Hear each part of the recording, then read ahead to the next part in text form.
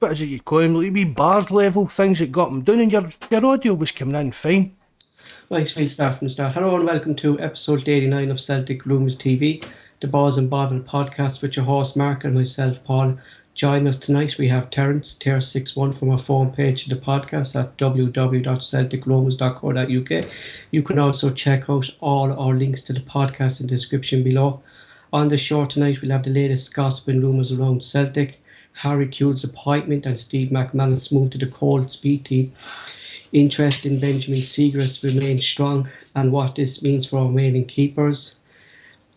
Latest fixtures announced, and should the league be extended, Mark will give us some information on the Yota deal. Referee Bobby Madden has left the SPL after announcing he's moving down south. Also, if there's anything you guys in the live chat wish to discuss, please let us know. Firstly, Mark will do the shout outs again. Marky. That's alright, Paul, alright, man. Just again, the usual quick shout outs to Richie and his family, Tim Alloy and a Glasgow Green. We'll just go on with it, know what I mean?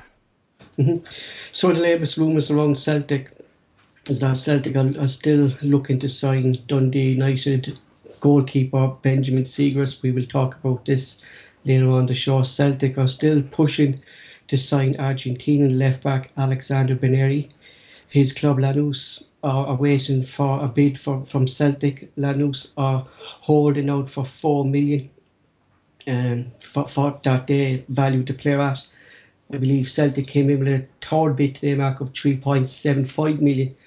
So we'll have to see in the next couple of days if this deal goes through. Celtic target Vincent Sosa is also an interest in Celtic, but the player himself said he hasn't any interest in joining Celtic, according to the Daily Record.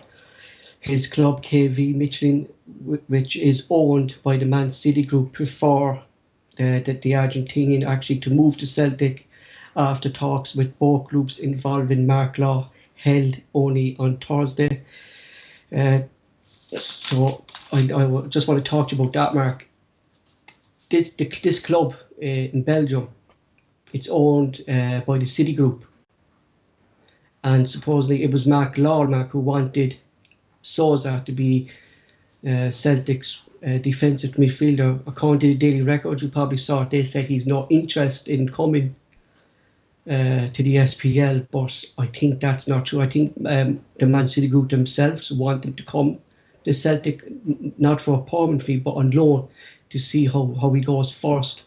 So I think, Mark, it could be very interesting with this young lad Sousa, but he prefers to move to Ajax himself. So it's a strange one, really, isn't it? It's a bit strange, but I don't think he'll end up at Celtic, Paul. I really don't. I think it's one of them that... Well, let's face it, Paul. Where is it he's coming from?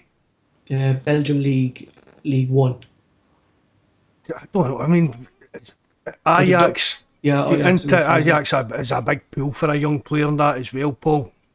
I don't know. I don't know. There was something about it. I wasn't convinced there was any kind of that it was going to happen. And the kind of stories broke, and you looked into it a bit. I think he's maybe, I hate to say it, Paul, maybe a bit above our level kind of idea. It would take a lot of persuasion for maybe like Mark Lowell or that to get him to come to Scotland. That's what I'm thinking. Meaning. Could Mark Lowell maybe be key to this transfer, Mark? Could he be the one to get this over the line?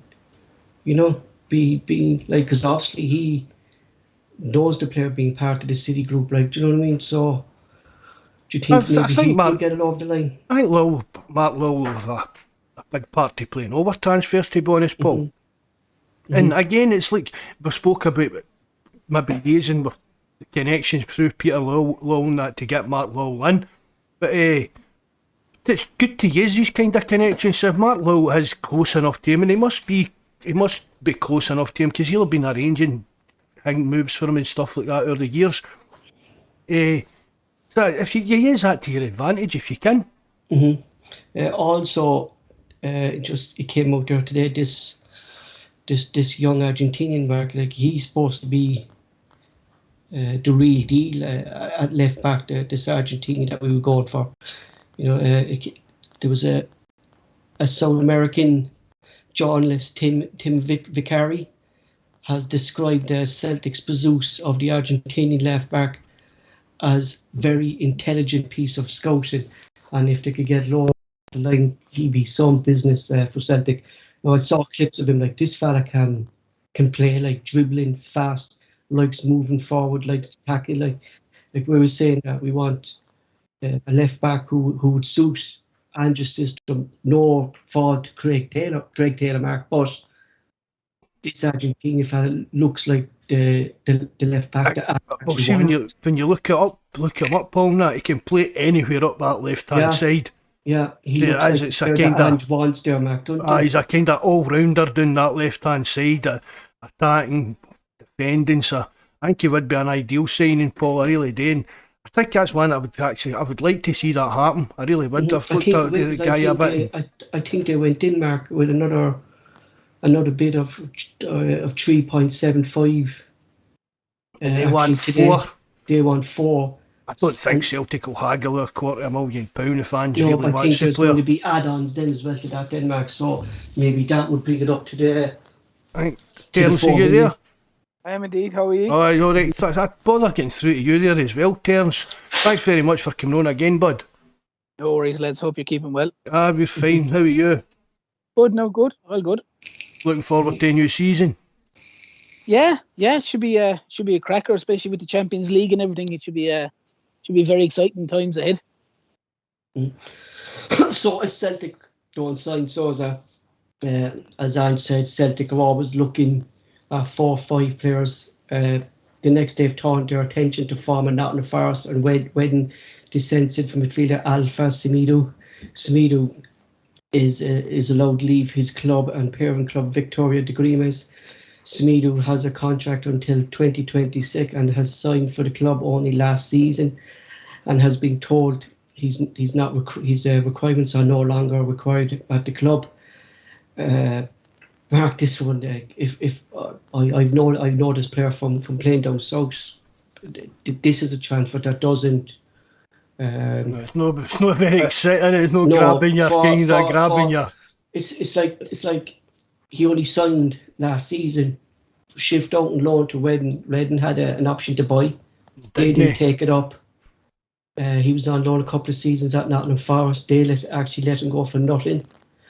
So you look at the history of the player, Mark. It doesn't seem to be set yourself on fire, does it? No, it's not really an exciting prospect. They are transferring to it. No, I don't really know that much about the guy, to be honest, Paul. Well, Mark, we saw with players anyway. Like, what age is he? He's 23, 24, I think. 23, 24. He's a young lad, Mark.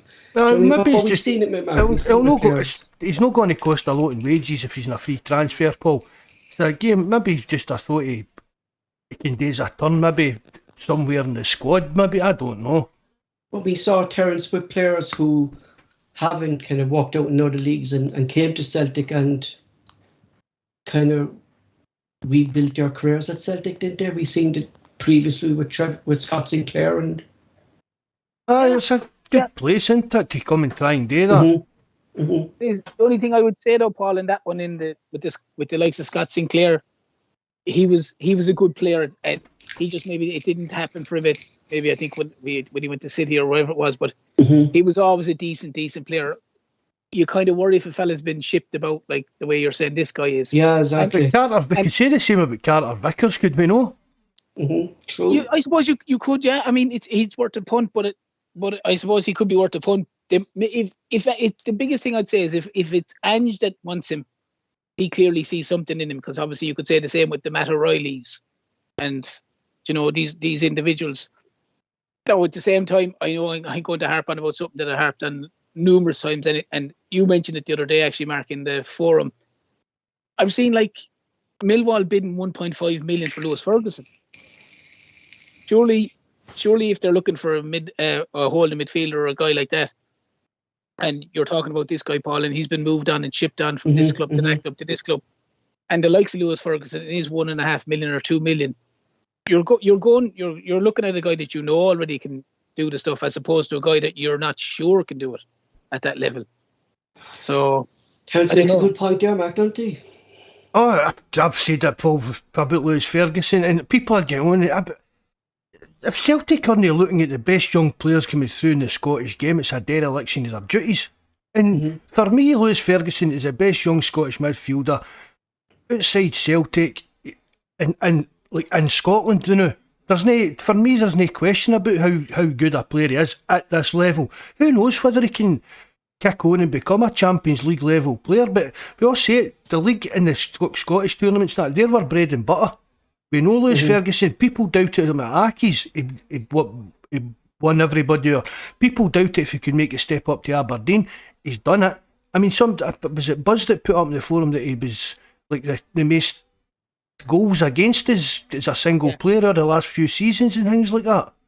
But it's the same. Brian in the live chat, he's not a fan. I think that's who I was talking to on the forum about it, Terence. He's not a fan. He was, yeah. For me, see, really, it's a kind of John McGinn situation.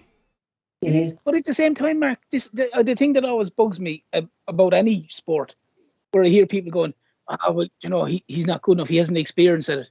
But you can't get experience unless you play in it. Like, it's physically. But Lewis Ferguson has got experience, and aye. He's played in Europe, and I'm certainly, as you said, but if he's the best, he's one of the best midfielders. But if he's the best midfielders, Mark, that you say outside Celtic, why isn't he getting in the Scottish team? You have to look at what's in the midfield.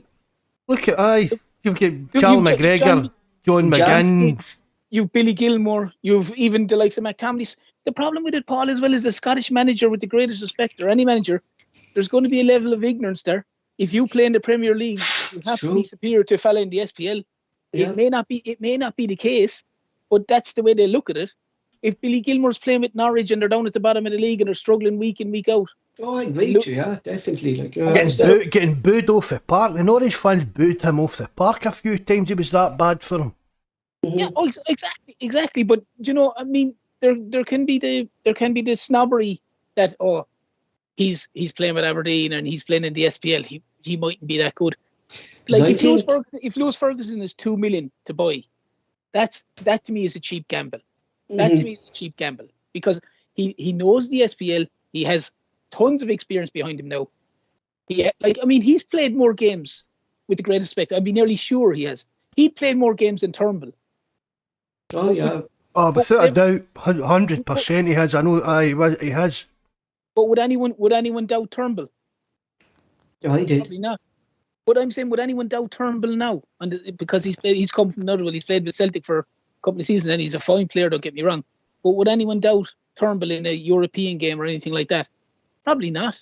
How many? Well, out of us three, and even the guys in the live chat, see if Tony Ralston had been playing for Aberdeen or that, how many of us would have wanted to sign him?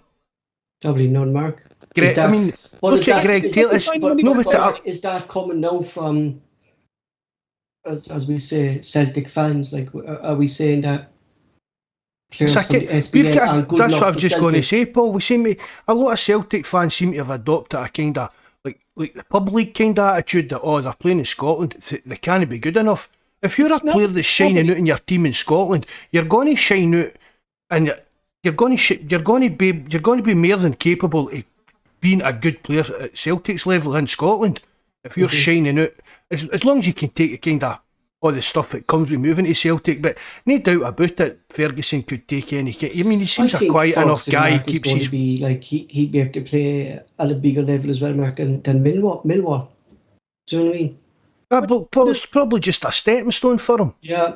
But as well too, Paul, if the likes of Lewis Ferguson, or as Mark is saying there, a player that's standing out in his own team, whether it be with Aberdeen or Motherwell, whoever it is, if they go to the likes of Celtic, they're going to stand out even more because they've got more quality around them. Because obviously, if you come into a team and you're Lewis Ferguson, you're coming from the Aberdeen midfield, and all of a sudden you're coming into midfield with Jota, McGregor, O'Reilly. But the thing about see if he came to Celtic, then he would get in the Scotland squad without a doubt. Do you think, though, Mark, the reason Ange actually isn't looking at Ferguson and is because of Ange's sister. Ferguson likes to kind of move forward as well, and that's not maybe the player Ange wants. He just wants a player to sit there, and that's it. And is that part of Ferguson's game? The Ferguson we saw against us, he likes to move forward. See if he's going to play McGregor at that kind of sitting back position, Paul. For me, even Lewis Ferguson in one of the other two positions is a great option, because you can do that box to box role. He would be back helping McGregor doing the defending job. The McGregor isn't up to, and we're all going about Lewis Ferguson isn't good enough for the Champions League and stuff like that. Callum McGregor is going to get tortured in the Champions League if Celtic play him as a defensive holding midfielder, playmaker, whatever you want to. You've seen that with Scotland in the Nations League. Without a doubt, Callum McGregor is going to get tortured in at the Champions League level if they play him there. But if that's where they're going to go, Ferguson, as I said, his goal scoring record, he's got a good engine. He could do a real good box to box role for us in that Celtic team. That's what I'm saying. Like, it's a good point here by Brian. Like, is Ange actually interested in Mark? And I've said it, Mark. I've said it previously. I think it was more a kind. I think it would have been more. See if Peter Lowell had still been there and Neil Lennon had still been kind of manager. I think it would have maybe happened a bit like that. But if the bottom line is, but if we can't talk about other players and rumours and that, we might as well just shut everything down. Well, the reason I would bringing it up, Mark, is if Celtic are looking at this other guy that Paul mentioned and who had been a Reading and these other things, my point is, well, why are you looking at a fella that you're not 100% sure can do the job? If he's moving around to so many clubs, and yes, I agree with the Carter Vickers one, Mark. But when you've got a guy and he's basically the exact same mould, probably better than that guy, sitting in your doorstep. If you're looking for that kind of type of player, surely Lewis Ferguson has to be a consideration. That's all I would say in regards to that. You know what I mean? The interesting thing about Semedo, Mark, is that he's a Canadian international still. Even though he's not playing regularly in his club, he's still a Canadian international. Well, do you know what I mean? So I'm just saying this. Name another one. Scott, did you? Oh, you wouldn't have seen that. You see Malika failed for him in that. He stays there in Spain. We spoke about Malika a few times. He had a wee bit of a tough time the other year when his wife passed away and that. That Malika stays there in Spain, and the old couple that had been his neighbours for years, they've sold up and moved back to Madrid or something like that. So Malika's sitting in his house there in Spain, and he hears this Scottish voice. He looks out and there's a woman and a younger lassie, and he assumes it's a mother and daughter. Then the next thing all he hears is, "Oh, Scott, you coming to go and get these fucking wains, or these bairns?" It was these bairns. And he's like, Malika's sitting there like, "Oh, I'm not getting out to look at see who this is and that." So, but it turns out Scott Arfield, his pure chavvy missus, they're crazy wains, and the mother-in-law have all moved in next door to Malika out in Spain. You can imagine Malika, you know what I mean? He'll be, I say to him, go and start kidding on, you don't bother much with football, and then get a picture of him with a scarf or something like that. Exactly, and even when Celtic beat them, then just put the flag on the fence. You know what I mean? With a picture of Cal McGregor or something like that. Aye. I've said, they Welshire for a week. Jesus Christ, imagine it. It's an hour. Sorry, just taking a drink there. So moving on, Celtic have appointed Harry Kewell as their first team coach, with Steve McManus moving to the Colts team. Harry Kewell played most of his career with England, with Liverpool, Leeds, and also played with Turkish side Galatasaray before retiring in his homeland of Australia with Melbourne Victory in 2012. His managerial career consists of 2015 to 2016. Waterford under 23s, 2017 to 2018, Crawley Town, 2018 Notts County, 2020 to 21 Oldham League, and previously a small stint last season before moving to Celtic. He managed Barnet. And was keen to reshape his backroom staff. He said this week and said that Harry Kewell brings in a wealth of experience to the coaching staff. He knows the way I like to play. He knows my philosophy. And I'm delighted that he has joined Celtic. Steve McManus could now be the main man in the Colts team, and has also he will be the main man for the pathway for our young players moving from the Colts team to the first team. Could we also see there's also going to be a reshape in the Colts team?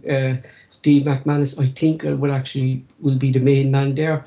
Darren O'Dea will be his assistant, with McIntyre moving back to his previous role with our younger players under 19s and under 20s squad. Firstly, Terence, there's a lot of controversy with Harry Kewell. He's playing career with Leeds and then moved to Galatasaray. But for me, that shouldn't come into effect here. Like, Ange clearly sees that he can bring some to the coaching staff. We've always said Ange should bring in someone from his own side. Yeah. We seem to be moving in a different direction with Ange now. Yeah. Well, you see, the thing I would say about it, Paul, is everyone was kind of, I don't want to say critical, but everyone was critical to an extent that Ange wasn't able to bring in his own staff. So you can't be critical when people are saying, well, he can't bring in his own staff. And then when he does bring in his own staff, you're critical of the staff he's bringing in. I understand the whole ethics of what he done with the Leeds Galatasaray thing, but that has nothing to do with Celtic. Mm-hmm. You know, it hasn't anything to do with Celtic. Yeah, look, he was an idiot for what he done, and it's not the greatest thing in the world. But what I would say is, if that's the guy Ange wants to come in, then happy days. He's proven so far that the guys that he's brought in have been successful. So if he thinks Harry Kewell is going to be the right guy to come in and help him in his development to getting Celtic on further and further, whether it be with the Champions League experience Harry Kewell has and winning it, stuff like that, then you have to trust Ange, you know, and Mm-hmm. that's the main thing. I mean, Ange was originally, at the time when he joined Celtic, I think his assistant manager was it Muscat or something. Remember, he used to play with Rangers. Yeah. But there was rumours that he might be coming as Ange's assistant. Now, obviously, he didn't. So that's fair enough. And maybe that he didn't come on that basis, that it was the Rangers one. But the Harry Kewell one has no direct effect on Celtic, in my opinion. So from that regards, I don't see it had been an issue. Mark, you were a bit vocal on the forum, but outside that, like, we have to go what Ange says, and he sees that he knows Harry Kewell, he knows what Harry Kewell will bring. You know, Harry Kewell throughout his career, he was a winner with Liverpool, Leeds, you know. Nah, I don't like him. I've never liked him for years. If he'd done that when joined Galatasaray, Paul, I've just really got no time for the guy. Mm-hmm. But can you see it though as any positive, like that Ange just bringing Well, if Ange wants him, yeah. then that's fair. I mean, as I've said in the forum, just because people work for Celtic, Paul, doesn't mean you need to like him. Mm-hmm. If Ange thinks he can do a job and he comes in and does the job, then fair dues. But there's nothing at all that he could ever do that will change my opinion on him as a man. Oh, I know that. I you know, a lot of people, Mark, back then, like, were very disappointed. I remember he moved to Galatasaray from that transfer. I remember Leeds fans, they couldn't believe it back then. Like, you know what I mean? Like Harry Kewell growing up, Mark, was, you could say he was the Leeds boy from the youth system. I mean, you know what I mean? And see, the way I don't really know much of the ins and outs yet, Paul, the kind of deal, right? He's obviously went to them for money. That's obviously when he's been leaving Liverpool, Galatasaray's been the best paying option, because it's like, if you've got to put this down to a kind of Mo Johnson situation, Paul. I mean, these are innocent guys lost I know it's nothing to do with the actual club and that, but the club disrespected what happened and everything as well, Galatasaray. And for him, out of all the clubs, there's got to have been more than Galatasaray in to sign Harry Kewell, a player as good as he was at the time and stuff like that. Just no matter what he does for Celtic, I'll never like a guy. As I've said, Paul, it's a bit like Lee Griffiths. I never liked Lee Griffiths. I liked him what he done for Celtic. He was a good player for us and that. But I mean, honestly, when you look at him as a man, come on. Shocking. But Mark, if you looked at most footballers with the greatest respect have little or no morals anyway. There are very few, if you want to call it, guys that aren't basically, like, you'd see things even before, like Neymar was supposed to be going to Real Madrid. He played a load. There's of no times. loyalty in football anymore, Terence. It's gone. There was a handful of players like if you look at obviously now there's McGregor and Forrest, Celtic, and you have your likes of Scholes and Giggs and Carragher, and even I shouldn't be naming his name, the ex-manager of Rangers when he played with Liverpool. There was certain individuals that came through the ranks and they were never going to go whatever club came in for them. But then you've other guys, and it wouldn't bat an eyelid if they were with Celtic and then they went over to Man United and then they got a better offer to go back and join Rangers, or look at Kenny Miller.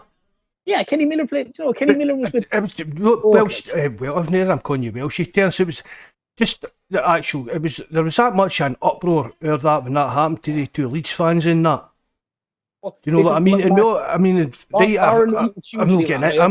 getting into it and things like that on this, but I've been stabbed at Celtic Rangers game after a 6-2 game. Do you know what I mean?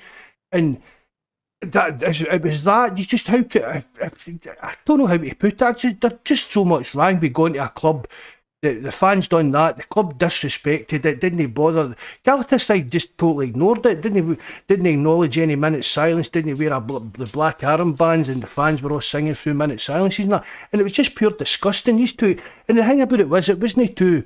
We've all seen the World Cup videos of all the England fans going on tour and rioting and that. This was like two dads. This was two normal guys that ended up going to watch their football team, and then Harry Kewell goes and signs for that team. You know what I mean? Because you can. It's like I'm not putting it on the level like I'd say like your Heysel or your Hillsborough or something like that. But it still affected that full club of Leeds that two of their fans get murdered there in Turkey. 100%. But the problem is, Mark, it's all money orientated. Like that's what I'm about. Terence, would you honestly? Do you get what I mean? You wouldn't do that, wouldn't you? Know.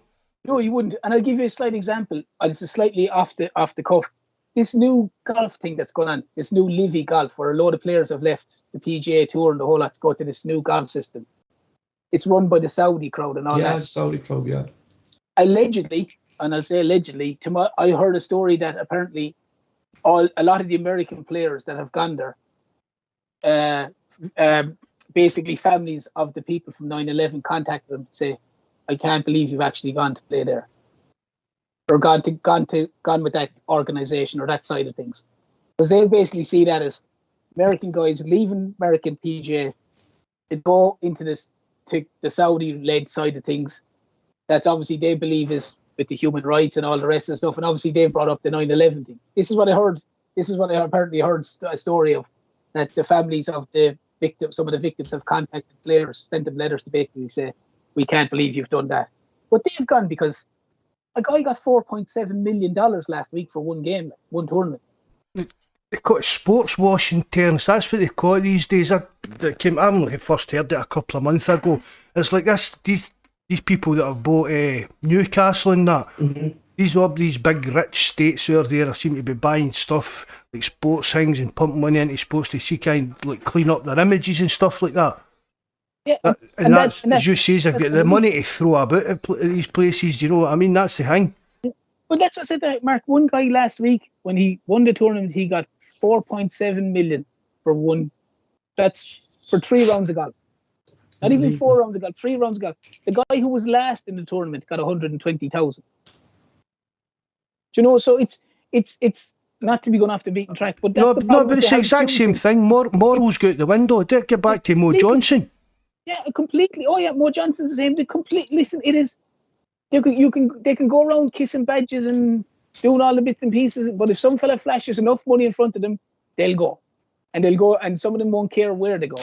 If it's to the bitterest rivals in the world, they'll go. And I agree with you, Mark. Morally, the whole Harry Kewell thing with there's an underlying current there with the whole Leeds and Galatasaray thing. How he done that, God only knows. But again, his whole notion is, I'm going there for my football career. He clearly doesn't give two hoots about the two lads that passed away.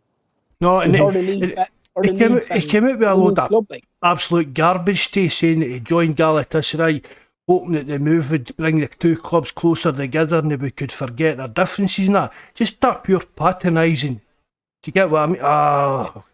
That makes no sense. just didn't really sit well with me. It never will, as I says. But just because he works for Celtic, I hope he does. Obviously, I hope he does well. But just because he works for Celtic doesn't mean you need to like somebody.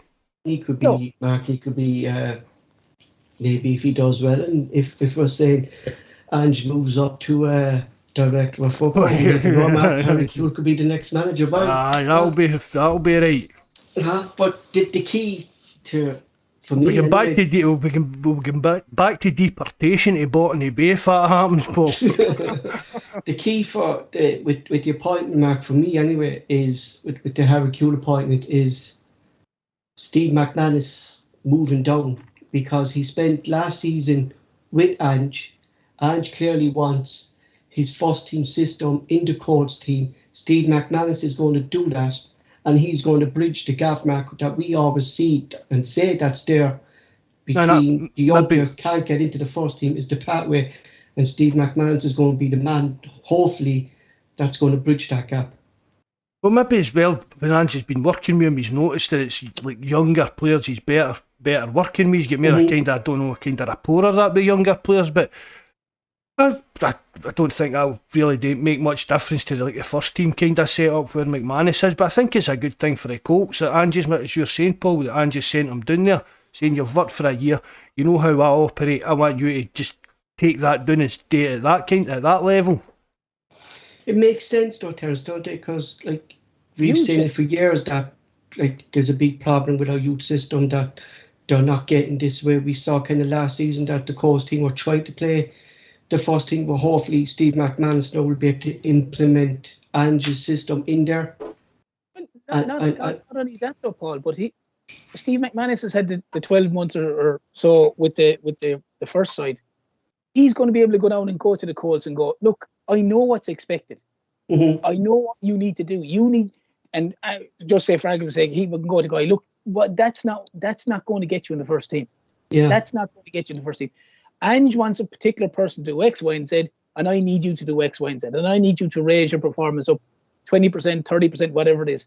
And as well, too, Paul, I think as well the fact that Steve McManus has been with Ange for a year, and there's obviously a good bond between them all. It's probably going to be a lot easier for Steve McManus to go to Ange and go, exactly. You know, say this young lad, say Rudy Vatta's young fella, say, look, Ange, you should have a look at this guy. I know he's probably looking at him, but look, he's really come on leaps and bounds. You know, he's a guy that maybe could be stepping up for the first team training, or possibly the whatever you call it, the League Cup game or something like that. And I think the fact that Steve McManus has been there for a year, Ange might be able to go to him. Ange might have the notion of going, yeah, look, I have a lot of faith in what Steve does. I'd likely to value his opinion a lot more than, no offence meant, than the guy who was originally in charge, if there wasn't that close communication between the two of them. Maybe it could be a very positive thing for both sides. I think, Mark, the thing with McIntyre is that what I've kind of read about McIntyre is that he's great with the kids. Aye. The younger levels. He's great at spotting them, bringing them through the youth systems. And that's maybe his level as to managing the Colts team. Maybe it wasn't, and that's why McManus has gone down. And Darren O'Dea, I think, is going to be staying there as he's an assistant, because he knows McManus as well. I think McIntyre was maybe a bit held back here, probably being like pigeonholed with that job. Exactly, I think he's a bit more an overlooker, a ranger. He's a kind of director of football at youth level, isn't he, Paul? That's the kind of job that he was doing. Yeah. Because mind, we spoke about this last summer. We thought they would have been bringing in a new manager to look after the Colts.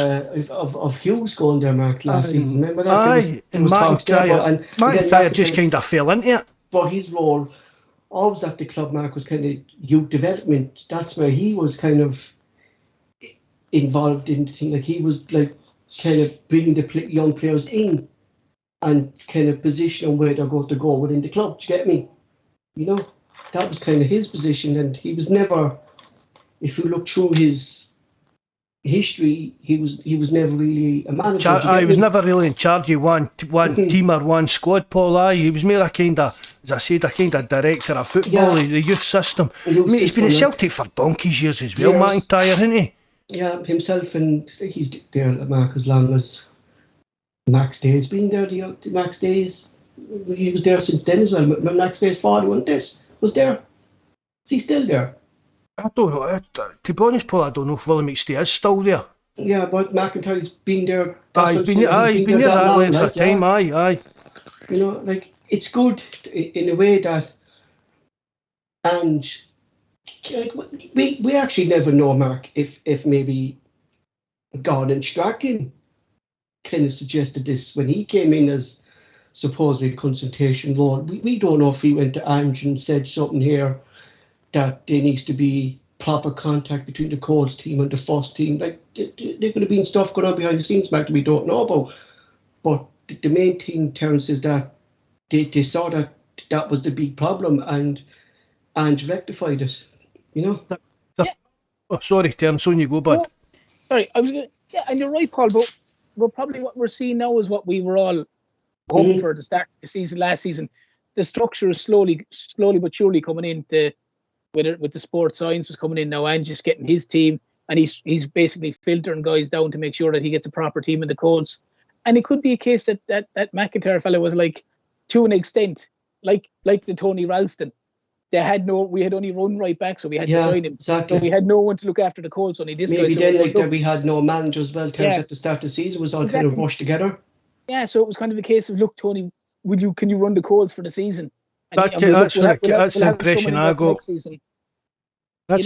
I got. Terence, who kind of just fell into the kind of job. But Mark, you know, the biggest problem for me, as well, Paul, know what's good about it, we're freshening things up. Yeah, but Mark, the biggest problem for me though, Mark, is I'm following Celtic for a long, long time, and I've been on your forum for the last 10 years, all right?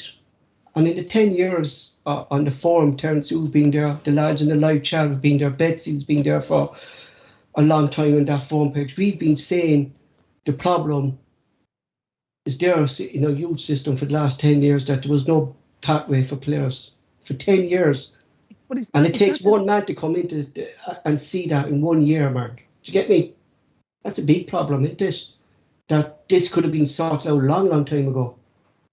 Paul, it's things that we've spoke about, as I've said for years, and I'm not going to start harping on again about a director of football, but this club's been structured, Paul. It's no Celtic want to be seen as a big club, but they're not running like a big club. You can't be a big club, Mark, if you don't have things in place. That Ange actually is, and that's why I think, Mark. Ange has probably come in here. There's a lot of it behind the scenes that Ange has maybe thought to himself, what the going on here? Why is this happening? Why is this being run like this? Could you think Mark Lloyd's appointment, Mark, could freshen things up even more? Well, that'll be the scouting system. That'll be the scouting system, and that he'll more look into, Paul. We don't like the scouting and like the recruitment side of things, but when it comes to the coaching and that, well, that'll probably come down to Ange again. Terence, do you want to come in there? Yeah, but a major problem, Paul, is something that I definitely, Mark has brought up on loads of occasions on this. You're saying maybe the last 10 years. Look at the managers in the last 10 years. None of them would give you the chance. The only one that gave you the chance was Ronnie Dahlia. Exactly. Like Callum McGregor was loaned out to the likes of Notts County when Lennon was there. He wasn't giving him a game. And we said if Lennon was still there, Callum McGregor would have been sold. Terence, and Tierney. Tierney. You have to remember, Lennon was there for 2 stints. Rodgers was there for a period of time as well. So, like, there's a lot of years adding up there between it. It was only when Ronnie Dahlia came in that he gave Tierney, he gave McGregor, obviously he brought in Iyer. So he was willing to give younger guys a go. And you look at then, Terence, like fair enough to Rodgers, like he wanted us to call jubilants and stuff like that, and the trebles, but like he was coming in as a top class manager and still wasn't able to fix up the structure of the club. Was that down to Peter Lawler? Do you think not doing that? It's a combination, Paul, but the first team manager's job is the first team. Yeah, exactly. Everything outside, he doesn't care one iota if no one comes through the Colts. And I'm sorry, Rodgers wouldn't care one iota if no one came through the Colts. If someone exceptional came through, they might look at them. But realistically, if he needs a left back, he's buying a left back. If he needs a left winger, he's buying a left winger. He's not going to give that young lad in the Colts a go. He's just not. So I mean, and on you go, Terence. I thought you were finished there. No, and when they're pushing at that stage, Paul, and they're going into their 7th or 8th title in a row, there's no way some young lad in the Colts is going to get a game. There's no chance he's going to get a game. Like the only two I can remember that they brought in, Rodgers brought in for one of the last games of the season is I think he brought in Mikey Johnson and he brought in Ralston. I think for a game. I think I could be wrong now. I'm sure someone can correct me, but I'm nearly sure he brought the two of them in for a game near the end of the season. But Lennon would never give a chance. Rodgers wouldn't have given a chance. So Rodgers was there for a period. Lennon was there for 2 periods. It was only Ronnie Daly gave a guy a chance. You know what I mean? And the guys above then, you know, with Lowell and them, it was only the first team was the concern, Paul. They were going for 10 in a row. When they get 6, 7, 8, for me, that's that. They were, if they needed a player, they were buying a player. They weren't going to give a guy a chance. Mark, do you come in there? I was going to say, but see if you're even when Ange moves on and stuff like that, see if you're looking down to England for a manager, it's a checkbook manager. I mean, it really is, Paul. We've discussed the other week, we were talking about Jurgen Klopp. Mind there was all this thing about how Jurgen Klopp's built this wonderful Liverpool team, apparently on buttons. You know, Well, and he spent. I told you something interesting about that, Mark. That I was actually speaking to. Well, who was he? He was a Chelsea fan, and he said people are going on to about Jurgen Klopp buying these players on smaller budgets than Chelsea, Man United, and Man City. And if you look at the club, they have the most expensive goalkeeper in the world. They have the most expensive defender in the world, and now they bought the most expensive attacker in the world, in the fella Nunes. So when you say he's working on a budget, Mark, he's not. And see when you think about it as well, I mean, they've got who in that Liverpool teams came through their youth system?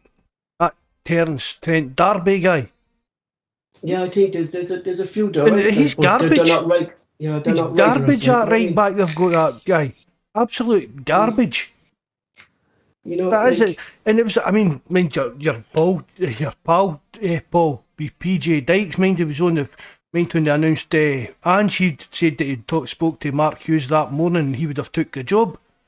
Mark Hughes would have come in here and wanted millions to spend, and you can see the exact type of manager that Terence is describing. What Rodgers was, Mark Hughes wouldn't have been any different to that, because that, all as I say.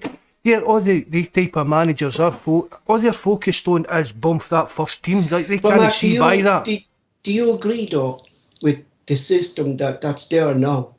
All right, with Nixon and Ange, there seems to be a good relationship between the two of them. But do you agree with it's like what Ange says goes and he gets? Do you agree with that, or are we making too many decisions reliable on Ange, and the clubs don't seem to be making decisions? It seems to be Ange, and as you said, Mark, the worry is that there's no top dog in place to actually run the football like a director of football. If Ange goes, everything falls apart. Well. Aye, you know, we see that with Rodgers, Mark. He took half the backroom staff. Maybe that's just where we are the new, Paul, and it will get addressed in the coming months. I don't know, but I've said that all the time. We've got all our eggs in the Ange basket.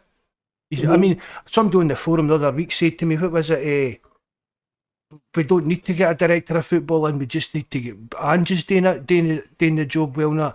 But if you're bringing a manager, the manager's job isn't it to be in charge of scouts, be in charge of the youth setup, be in charge of the women's setup, be in charge of contract negotiations and whether we should give them an extension or let them go or so. That's not really the manager's kind of remit. And that's what the director of football does. And that, what Terence is saying, that lets managers concentrate on the first team. But Ange will always, even if we do bring in a director of football, Paul, Ange is always going to have his input and his say on what's going on. And that's kind of the ideal situation. But what we need is a director of football that works well with Ange the new, and then when the time comes, whether Ange wants to move on, leave, whatever, drops dead with a heart attack or gets hit with a bus, it doesn't really affect how Celtic as a club operate. Because I would have think, Mark, he would have worked with director of footballs anyway, because if you look at the Man City groups, they all have director of footballs within their clubs. Aye, I mean, you're all going there. I'm just answering Patrick here. He's talking about Guardiola's won 9 titles in 12 years. Somebody brought that up on the forum. We were talking about director of football and said Guardiola does it. Guardiola doesn't. It's that I can't even try to pronounce his name, Paul. That Terexa Bergstein or something like that, isn't Yeah, it? Bergstein, It's him. That's Man City's director of football. Every big club's got that kind of setup. The head coach and the manager, they come and go, He's there, and the club just keeps moving on. He's there, Mark, since Mancini was there.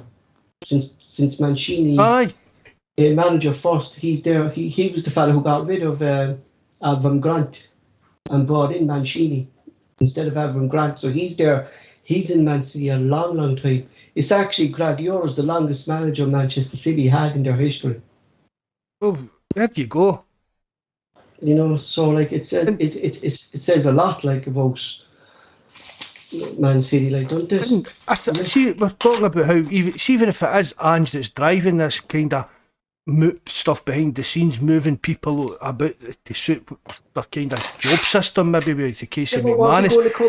But Ange has got to be at some. No, that's what I mean. Ange has got to at some point turn around and say to the board, we need a director of football. Mm-hmm. That's what we. Do you get what I mean? All this tinkering with coaches and that. But if Ange is this kind of modern thinking manager that we like to think he is and he likes to portray, and he's helping modernise the club and drag it back into the new century and that, at some point Ange has got to say, we need a director of football. Every big club in the world's got one, and we're known. I'm getting weighed under with this. I'm dealing with things that I shouldn't need to deal with. Mm-hmm. Are we? I'll be devil's advocate here. Are you sure Ange wants a director of football? I don't think so, Terence. What I'm thinking is going to happen, right? Michael Nicholls' previous job description was all to do with contracts. Mm-hmm. He was in the legal side of it, so he was involved in contracts. Every player that signed, going either way, he had a major input in it. Now, he obviously, in my opinion, seems to be doing a fantastic job behind the scenes, because he's a guy we don't hear, we don't see, but stuff is getting done. There's no. I understand what you're saying, but if we're bringing in the sports science guy, and we're bringing in Harry Kewell, and we're bringing in other guys, there's no way that's not happening without Michael Nicholls having a massive role to play in it.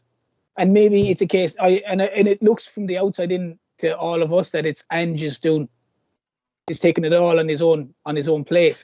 What I think is going to happen, and I mentioned a few weeks ago, Mark, is the fella Jay LaHave will step into a more senior role, and maybe he will step into some kind of football operations role like he did with Arsenal. And you could do that, Paul. So he was at Brighton, Mark. He was kind of in a similar role. He looked after football operations. It was always temporary that he was looking after a scouting department because we'd no one there, Mark. That seems to be the Celtic way for a couple of seasons, is kind of throw people into these positions till they actually find someone. To be honest, Paul, don't be surprised if Mark Lawwell is winding up doing it. Mm-hmm. No, he's come from a massive organisation where he knows the running of it. He's in certain areas. I'm not 100% sure what he was necessarily doing, but it probably won't be a huge step for him to go into that director of football role. If he's, especially on the other side of it, is if he's a good already working relationship with Ange, if he was supposedly, like some people have said, involved in saying, gee, Celtic, look, whether it was his father and him involved with the whole, look, Ange is a guy you should go for. If there's already that there and there's a good relationship going, and there's a good relationship with Michael Nicholls going, you know, there could be a lot of things going on in the background that doesn't look very clear to us on the other side.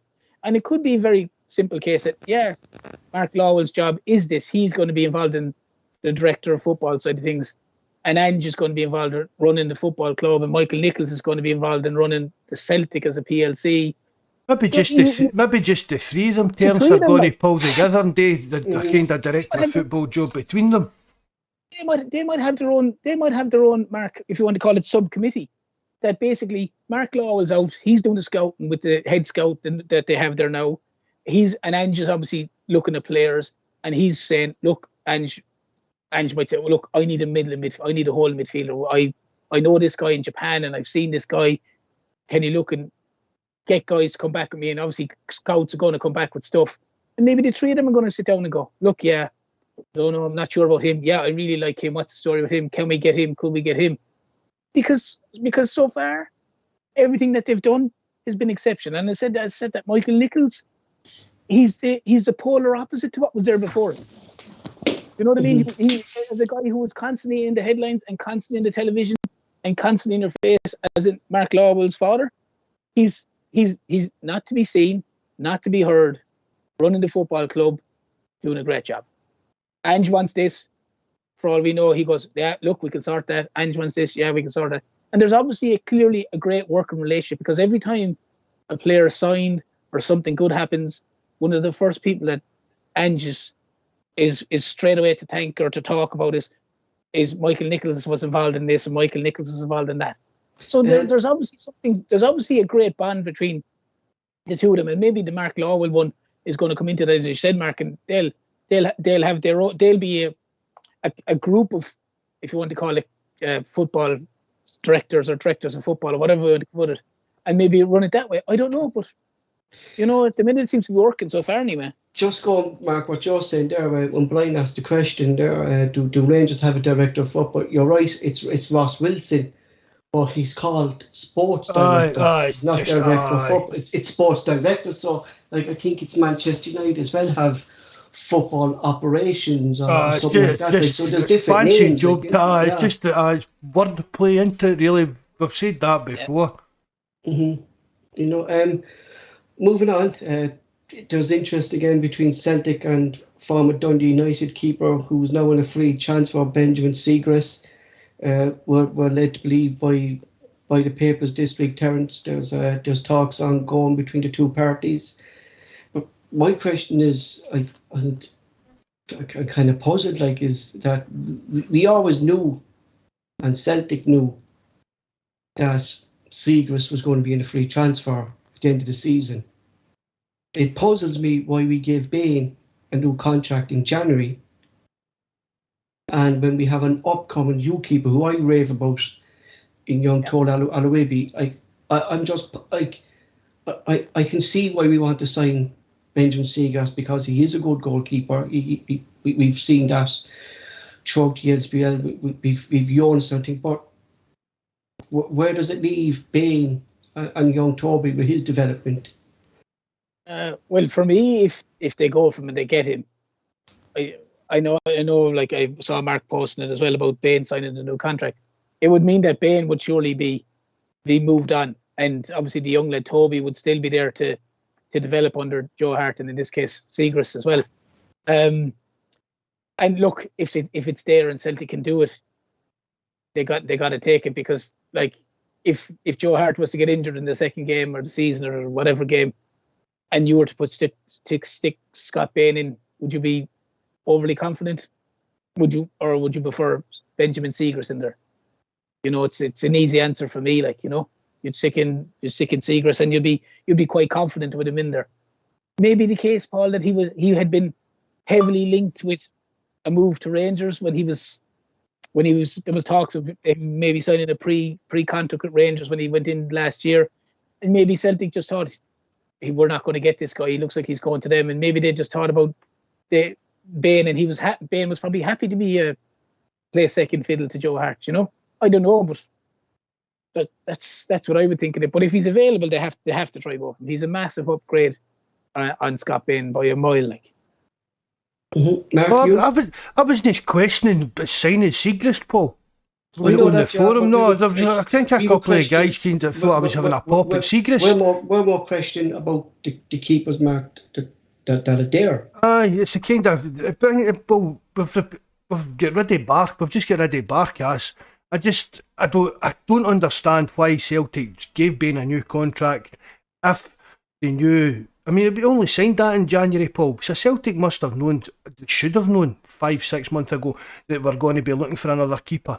Unless Bain's been in, I don't know, maybe he's get at that time, maybe Bain's regretted signing it. It's just a really strange one.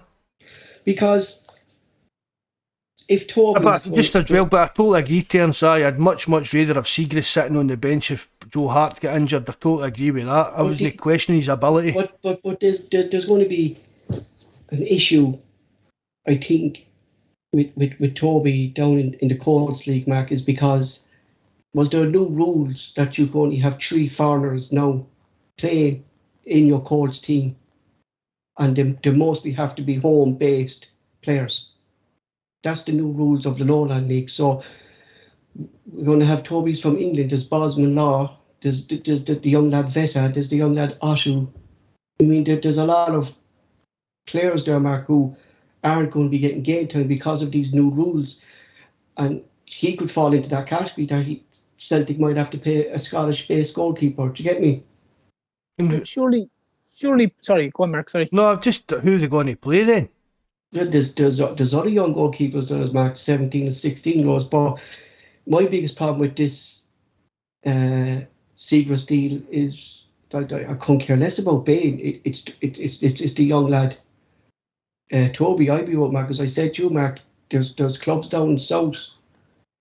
He's even getting into his England setup and that as well, Paul. Yeah, There'll be plenty of scouts. I mean, every scout in the world They're probably watching watches him, England youth players in that. Aye, They're watching him and.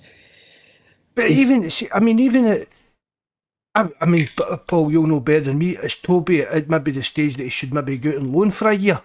I think, Mark, if we're holding on to Bain, I think Toby has to. But is that putting him then, Mark, in the shop window? Do you get me? Aye, and then Bain's just got that's Bain down to just basically being a barcast type of figure, just out in the wilderness. Do you know It's a real, it's just strange. Because when last season Ange brought him into the first team to work closely with Joe Hart, specifically Joe Hart and Steve Woods, because of the experience of Joe Hart, he wanted Toby to be training with him. And that's the issue. Like if they're bringing Siegrist, Mark, that's three keepers then that Woods has to kind of look after. And does this hinder his development? Do you get me? You know, there's far and against the Siegrist thing. Like a lot of Celtic fans will be delighted they signed him, but they're not looking at what's going to happen with this young lad. Do you get me? And I don't want him. Because of all the players that have left, Mark, I would be really, really upset if Toby left Celtic, because Mark, I've been talking to him since he came to the club when he was a 16-year-old, and you know that, since we signed him when he was 16. You know, I'd be very upset. Two questions, Paul, you might be able to answer for me. One, you're saying about the home, you have to be from the home nation. Are you saying they have to be only Scottish? Surely the thing would be Irish, English, Scottish. I was going to kind of say that maybe the home nations type idea. Is it actually just Scottish? Aye, homegrown, yeah, homegrown Scottish, yeah. Just Scottish, but sure. I think so. I'd have to look into it definitely, and I'd put up the form. Yeah, because I know, obviously, remember years ago there was always that rule that there was the three foreigners thing years ago. No, because that was the one thing I noticed was they put up the likes of Bosman Law and young Toby and the young lad Veta, that they could fall from Celtic's coating because of this rule. Do you get me? That's just a stupid rule then. But however, that's one. The second question I would say to ask you, Paul, is if we didn't sign your man, and would you be very, very confident that young lad, if Joe Hart got injured in the first or second game, that he could come in and do a job in the league and in the job in the Champions League? But I would prefer him than Bain. Oh, listen, I'd prefer you than Bain. Do you know what I mean? Because Terence, like, he's called up to the England under-21s, and he's only playing in the Colts team in Celtic. And he's called up to England 21s, so obviously there's something there. If he's called up to England 21s and he's only 19, do you get me? Well, I agree with you. And listen, as I said, I'd prefer you in goals than Skpe Bain, so don't worry about that. Like, but you know, because that's the biggest problem. Like, you know. But my biggest fear is if you have a young lad like that and he's only 19 years of age and he gets thrown in at the deep end, and for argument's sake, it's a Champions League game or something like that. But you look at the Irish lads there now, Terence, with Benazunu moving to Southampton. He's only 20, and he's going to be coming there. Number one keeper. They signed him for 15 million for Man City. Do you get me? If he's ready, he's ready. Do you get me? 100%, I agree with you. But your man's obviously Zumu's playing. He's a full international. I'm not saying young man Toby isn't, but I'd love if they're that confident. I'd love to see him even put him in a few, whatever they call him. But that's what I'm saying. Like, he's not. That's what I'm saying. I thought that if he had those three keepers next season, that maybe he would get a run. We say in the cup games terms. Do you get me? and then but no, he's not, because if we're going to sign Siegrist, Paul, Siegrist is but going see that thing, people said that on the forum, or they'll play cup games, but Ange never seems to entertain that kind of idea, doesn't he? But what's he going to do now, Mark, with Siegrist? Like, it's like, you made a point, Mark, like, if Siegrist signs, is he going to be happy in the bench if Ange continues to do what he did last season and not show Bain in there? But even at that, Paul, as well, signing Siegrist, you've got, I mean, even if he gets the cup games, they're just going to sit there for the rest of the season. I kind of question that, Paul. I question Siegrist for that. It's not, I mean, there was talking Man United and that were in for him and that. There's a big difference. You've been happy to sit on the bench at Celtic. I've been happy to sit on the bench in Man United, as we spoke about earlier, and it would be a big bit of a difference to your bank balance. I really can't understand Siegrist's approach to this. Why he's if he does sign, why he's willing to come here? It's clearly that Hart will be number one. He was given the number one jersey next season. He was number one jersey that Barker's left. Hart, like, unless now they're telling him that, look, it's up for grabs with Hart. Do you know what I mean? It's up for grabs. Number one spot for us. Is that a bit unfair? But it's no, Paul. They might be telling him that, but really, it's no, really, is it? You know, that's basically like training a midfielder and saying, look, I play with three midfielders. Like, you need to fight for one of the spots. You're fighting for one of the two, because McGregor's going to start every game. The biggest thing, Mark, for Siegrist is with Dundee United, Mark. He was constantly under pressure. No offence to Dundee United and stuff like that, but there was constantly shots in him. With Celtic, Mark, you're not getting those shots constantly. Do you get me? Your concentration has to be there. Aye. Do you know what I mean? And another thing, Mark, that concerned me was what Jonas said, Mark, is that he's not good with his feet. Do you get me? So that's another reason, Mark, why I think it's strange that we're winning for him, is because of the things Jonas was telling us, saying that he doesn't like at the ball at the free. He likes putting the ball up, like boot the ball away. Do you get me? We've spoken about Siegrist for about a year here, Paul, us and when Jonas has been on in that, and I think everybody agreed that he was a good keeper, but everybody also agreed, Paul, that we couldn't see him coming to Celtic. I mean, everybody said, oh, he's a good keeper, aye, great keeper, and everybody says, oh, he'd be a good backup to Bain, but nobody thought a good backup to Hart, but nobody actually thought that it would happen and that Siegrist would be happy to come. Do you get what I mean? Why is he? That's what I mean. I can't understand why Siegrist is happy with this move. But if he's coming though, Mark, he's obviously going to have a long chat with Ange, and he's obviously whether it's a financial thing or whether it's whatever reasons, he's going to come, because there's no doubt he's going to have plenty of offers down, whether it be championship teams in England, or a bench in the Premier League. Yeah. I don't think he'd be a first choice for many Premier League teams, Terence. But I think he'd be a good enough backup down there. But he'd definitely get a start in a lot of the championship sides. But definitely, so I could understand if one of them went for him and if he went there. But if he does come to Celtic and he knows that he's going to be coming in as the number two, there's no question about that. Like, so what I see, he obviously Paul, he obviously has a reason for coming, because he's obviously going to have a conversation with Ange, and Ange isn't the kind of guy that's going to go around and go, yeah, look, you're likely to get a few games. He's just going to say to him, look, Joe Hart's my number one. If you get injured, you'll come in. Otherwise, you're not going to play.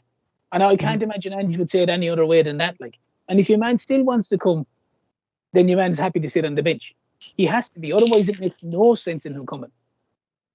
But then, but then you're going back to the point in why give Bain another contract house? Do you get me? Unless they actually want to get a transfer for Bain. Do you know what I mean? Can we see Bain going the other way, Mark? That he's always said that he wanted to go back to Dundee. Well, I can't see that now, Paul. Dundee United were looking at, I don't know if they signed him, they'd another keeper lined up, I can't even remember who it is. But as I said on the forum as well, there was talk that who is it, Scott Brunsby? Fleetwood, didn't it? They were looking for a keeper. Their main keeper might be getting sold, or he's out of contract or something. I kind of put two and two together and thought maybe they would come in for Bain. But I mean, let's face it. If you go, Jonas and Mikey and that said as well, Paul, that he's a bit like a home bird for Dundee, isn't he? He's always in Dundee and stuff like that. We're not going to get a transfer fee off a Scottish team for Ben. No. That's it. So that's like we gave him a contract to get money for him. Because if he doesn't fancy moving down to England, that's us stuck with him. Unless it's out and loan up in Scotland, there's no way in the world we're going to get any kind of money for him up here. No chance. Mm-hmm. I think anyway that if Siegrist does come back, that like you're going to have, what would Bain be on, Mark? 10 grand? Yeah, but eight in the 8 to 10 bracket, Paul. Yeah. Sitting there like taking the wage back for doing it. Look, it's no fault to Bain, Mark. Do you know what I mean? He's taking the wage. Do you know what I mean? But no, he's quite entitled to. Yeah, you know, I just don't see I see Zaluska all over this transfer, and that's the way I think he'll turn out. I don't think maybe, and I'm going to get hammered here. Like, I've watched Siegrist, Mark, and he did let in simple goals for Dundee United as well last season. Bawz good. I don't know. I won't be overly excited about it. Well, maybe Ange just thinks that obviously Bain's number one. They extended Hearts number one. Sorry, I know I was getting them mixed up as well. Weird terms. Sorry, Hearts number one. They extended Bain's contract because for whatever reason they thought they needed a backup. And obviously now with your man's availability, maybe they didn't think they could get him, and now they can get him. Maybe they think they have to go for him. And I personally think if they did get him, Paul, it would be Hart to be one, Siegrist would be number two, and probably that young Toby lad would be three. I don't think they'd want Bain anywhere near. I just think they were left with no other option but to, like, it was either Bain or Barkas. Like, I mean, Jesus, Mary and Joseph, that's some options. Like, you know what I mean? That's horrific. Like, that's like, I don't know, that's like two Stevie Wonders in goals. Like, no chance. Like, you know what I mean? So maybe that's the reason they're going for Siegrist, and they'll bring the young lad Toby. He'll still be third choice. They might just say, look, to Bain, maybe just push him off or put him on loan or just do something. I don't know. Yeah, I'd like to see Siegrist sign, to be honest. I think he'd be a great backup. Moving on, because I fucking get mad. The league fixtures have been released last Friday. Celtic would open their home game. Is it the 30th or the 31st? Is it 31st? 31st is Sunday. At 4:30 at Celtic flag, where they will raise the champions flag. The 6th of August, then we have Ross County away. The 13th of August, we have Kilmarnock away. Hearts are home at the 20th of August. The 27th of August, we have Dundee United away. And then the first Glasgow derby against Old Firm Rangers, the 3rd of September at home. Just to cut in here, the new Paul, that's Patrick McLaughlin on the live chat. It's worth the watching, I reckon. You know, another podcast. Yeah, he said don't compare. Well, watch this space, Patrick, is all I'd say to you. Tough fixtures, tough opening game, Terence, you think, against Aberdeen? Not when the first day when they're going to be unveiling the flag and players will be mad for road. Ange will be mad for road. They'll be mad to get off the flying start. I wouldn't think so. I think he'll have him raring to go. To be honest, I'd be surprised if they didn't win it comfortable enough. To be honest with you, Paul, if it was obviously if it's away from home, it's a different kettle of fish. But it obviously been champions that's at home. I would expect Celtic to win comfortably enough. Mark, was like last season, like at the start of last season, everything would just seem so rushed, getting Ange in, getting players in. Players were taking that a bit longer to gel. There was kind of mixed results at the start of the season. We're expecting more players to leave kind of towards the end of the transfer. Do you think that would have no bearings now, Mark, that the cure of the first team is there? That these players are just coming in to add to that they shouldn't? I'm expecting Celtic to come out of the traps flying, Paul, to be honest. Just I've seen a full pre-season under Ange with no qualifiers for Champions League to distract us and stuff like that, and everything they know, Paul. I mean, we're only playing European football with September into the Champions League starts. So that month of August, total concentration on just starting right away to dominate the league. For day one, there's nothing else on their mind apart from starting to dominate that league again. There's no excuses. They have everything in place. They have all the players that they're bar the odd few they need to bring in, but all the Japanese lads will have had a good rest. They wouldn't, everyone will be fully rested. As Mark is saying there's no pre-qualifiers, there's no nothing. I'd be the same as Mark. I expect Celtic to be absolutely hopping off the ground for the first game. I mean, to come back for pre-season, they start coming back, I think it's the 27th of this month, Paul. Yes. Obviously, the players involved in the Nation Leagues have another week or two off. Aye. But, I mean, that's a full month that the players are going to have as their pre-season. Obviously there's like friendlies in that setup, but as I said, qualifiers and stuff like that. No real pressure on them. Just stick in there at their training and work away with Ange to get the team, as Will Terence have said, just flying out the traps at the start of the season. Honestly, Paul, I don't see any team beating us at home next season. I'll say that now, I really don't. Like, what about the first derby though?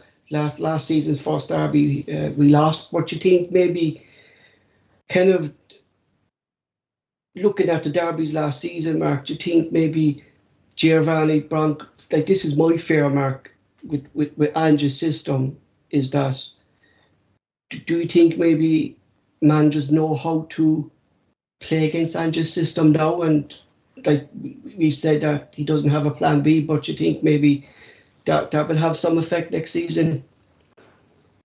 No, I don't think so, Paul. I don't think Ange's got a kind of system, Paul. I don't think it's something you can counteract without just packing your defence, which we've seen umpteen times over the years for like teams playing against Celtic. That is the only way I can see any. They're not going to outplay Celtic. Any team in Scotland going to outplay Celtic on the park. The only way that you can counter Ange's tactics is just to camp out in their 18-yard line and defend for their life. It was great though, Terence. It's a bit of relief that we're not looking. Maybe we could still sign a centre back, but I don't think so. But it was brilliant to know that we still have the partnership of Starfelt and Carter Vickers going into next season as well, isn't it? I think that was the key signing that we wanted this season, wasn't it? It was. Carter Vickers was number one because Jota is an excellent player as well, but to an extent you could replace Jota, whereas if we lost Carter Vickers, you're hunting for another centre back, and he just brings a calmness to the whole thing.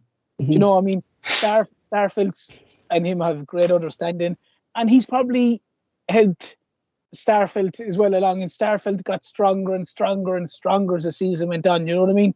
And he became a much better player as the season went on. And the big thing about it is the back five, keeper and the two centre halves, the two full backs.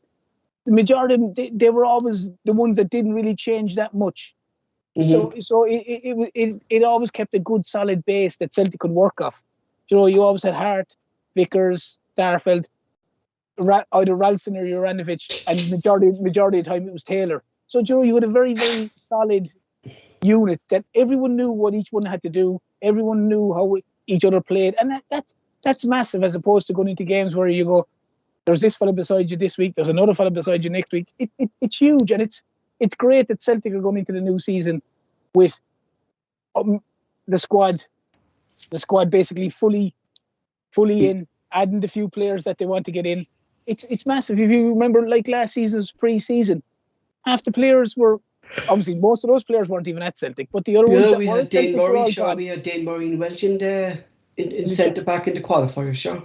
Yeah, but even in the pre-season friendlies, they had none of the players. They weren't around. You had Yeti was captain for a couple of them. You know what I mean? And they had no players. And like you said, they had young Dane Murray and Welsh for the qualifiers, and the likes of Beaton in the first game of the season, centre back. So it's brilliant.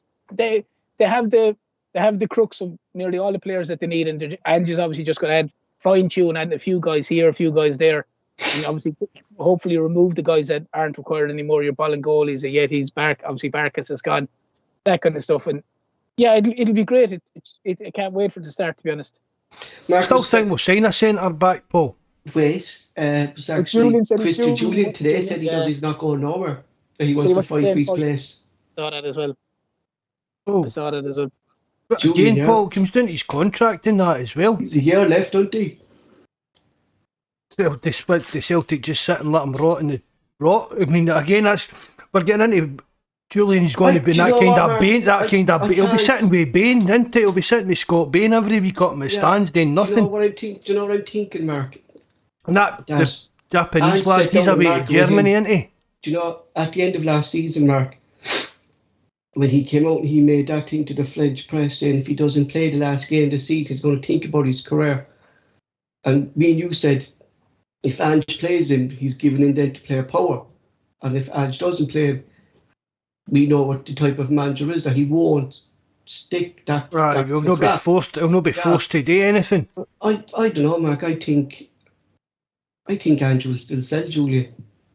You know? Sorry, Paul, what?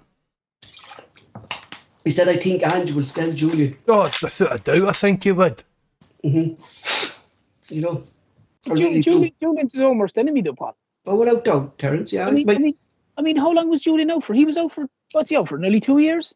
I mean, Jesus, Mary and Joseph. Like, I know he got damaged his knee, but come on, like. We could say the same about the development of the young lad there. We were just talking about Dane Murray, Mark, and Julian sitting on the bench, taking up his spot and then taking up Stephen Welch's spot. Do you get me? Aye. You know, like. But you have to prove yourself, Paul. That's what I'm saying. Like, you know. I mean, this nonsense of him coming back and getting in a tizzy because he wasn't getting the game. Like, what game are you watching, bud? Like, it's true. Two centre backs have been outstanding all season. Yeah, it's true what Mark said. That's exactly what Mark said. He's not there to move Carter Vickers and Starfelt out. He has to move Stephen Welch in the pecking order first. Do you get me? Right. You know? But he has to prove himself, Paul. This nonsense of been this moody fella and throwing the toys out of the cot and saying, "Oh, I should be playing." How should you be playing? Well, at what stage do you think you deserve to be playing? He's clearly not proven anything in training that Ange is going, you know, he deserves a crack. Ange gave him about 20 minutes against Red Rovers, I think it was, it was either the Cup. Yeah, it would have been the Cup or the League Cup, probably the Cup game at Celtic Park when he came back from his injury, and that's all he played. And I heard as well that he was actually fit, Mark, in and around December. And the physios gave him the go-ahead, and it was Julian himself said he wasn't ready. And that sums Julian up. To me, that sums Julian up, Mark, because of these small little injuries he picks up and goes. I know the one he had was shocking, but before that, Mark, he used to go down regularly if he got a tap. Like, you know, for a centre half. He's very centre half. He wasn't the toughest in that position. Definitely no. But like you'd love to play against him if you were a centre forward, because the first thing you'd do is just clatter him. You'd hit him in all merciful bit, and you know he doesn't want to do it after that. Yeah. Did Dykes tear him apart? Didn't he? Dykes didn't he that time? He did, but so did the lad at the time for Kilmarnock. I forget his name now. The centre forward for Kilmarnock. They just bullied. They just went into him, and he's like, the guy is he 6 foot? I think he's 6'5". He's probably about a foot taller than me. I'd fancy my chances of kicking the shit out of him. You know what I mean? Like he comes across terrible. Like, for a fella, he should be dominating centre forwards. He should be. You look at Carter Vickers. He looks like he's about 6 foot at best, but yet no one will get the better of him. He's built like a tank, and he just brushes fellas aside. He gets into the physicality, and even Starfelt by the end of the season. If you look at their stats, right, at the end of the season, between the two of them, they're 1-on-1 duels in the air. There was about 97, 96 accuracy between the two of them. You know, and they're not the biggest centre backs, Terence. You know what I mean? But they show that they know how to position them. It doesn't matter how tall you are. It's how you position yourself. And the two lads got that bang on last season. They got in front of the man. They got the ball, and that's what a centre back has to do. Julian struggles in the air. You have to, for a centre back in those positions, you have to be an aggressive guy. Yeah. You have the ball's there. I'm winning it. Hell or high water, I'm winning it. You look at Anthony Ralston, he's a prime example of it. But you watch, Julian doesn't want that physical side of the things. And teams, the problem is teams, when they were playing Celtic and he was there, teams knew that. Teams knew he did not like the physical side of the game. And like, he's picking the wrong position if he doesn't like the physical side of the game. Maybe he should have gone away and played basketball or something. I don't know. But to be a centre back and expect that the game isn't going to be physical, especially in Scotland, I mean, he's let himself down. And I have to agree with you, Paul, what you said about the injury. Years ago, I broke my femur playing rugby. Right, I snapped it in two playing. I was in a cast for about 13 or 14 weeks. When I was out of the cast, I played a hurling match 3 weeks after. Now, I was going to whatever school or work, I probably work school at the time, doing everything. This is a professional footballer who's getting the best treatment in the world, and he's 2 years out. Exactly. Like, there has to be a level of you wanting to come back and pushing yourself as well. Like, and I just don't think he has that. I really don't. That's a good point, Mark. There, we've seen, to be honest, like worse injuries, Mark, and players come back. He did take a long time to come back, didn't he? Yeah, and there was all these posts on social media that he was training and then he wasn't training. And then he was out again, Mark. He was training again. Like, because we broke down in training, all these kind of stories. Even if Julian's come out and said that, we're talking about like how Ange would like to think when he comes across it, he's a straight talker.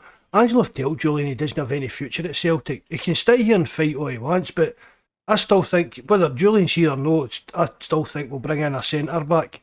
I think Mark, I think he's on a big. I say Julian's on a big wage, Mark, as well, because we signed him for nearly 7-8 million. I think 7 million. Aye. You could expect, Mark, if you're signing for a player from that, he's going to be one of your top honours. Maybe Julian's playing a kind of long game and saying, I'm going to stay here and fight for my place, whereas he's actually thinking, I'm going to sit here for a year, earn my wages, and then leave next summer for hee-haw. Do kind of get Celtic back that way, Mark, isn't it? Maybe. I really don't see Julian having any future at Celtic, Paul. I've said that for months to you. No, I agree, Mark. And I just, with his attitude, Mark, with the club now just being, everything seems to be falling into place, and this seems, last season we saw unity within the first team. I mean, they're Stubbsy saying up again, like, you know. They're Stubbsy saying, I think I'm wrong, he'll get another chance if he's his head right. But where's he going to get the chance? We're going to need to either Starfelt or Carter Vickers get injured. And for me, if either they two get injured, it's Welsh that steps into the team. Because he's earned that spot in the squad, unless we bring in another centre back, as I said, and Ange puts him in as like our main backup. That's why as well, Paul, the Japanese lad, that Takuri, that's why I didn't really see us, I don't know, maybe we did have an interest, but the kind of money that was getting spoke about, Paul, and it would be third choice, at least for the new kind of thing. Look what, 4 or 5 million, that was maybe a bit of a reach. But Julian, you said it, what I've said all along, Paul, Stephen Welsh, he needs to displace in the squad first before he even thinks about getting into a starting position again, up against your Starfelt and Carter Vickers. I just don't see that happening. I watched him in the Colts team against Rangers that time in the Glasgow Cup. He was awful. And he was the same garbage Julian that I remember him throwing himself into tackles or pulling out of tackles. Do you know what I mean? He was the forward goal. This was a guy, Paul, I watched that game as well that you're talking about. Yeah. And this is a guy who's a first team regular for Celtic. He's playing against, with the greatest respect, young lads that are all trying to push their name. Yeah, the young lad also put him to shame. Terence Dexter. He should be standing out head and shoulders over these guys. He should be streets ahead of any of the lads in the pitch. And everyone, like, even if you've never watched the game, go, God, that centre back there looks really good. Who's he?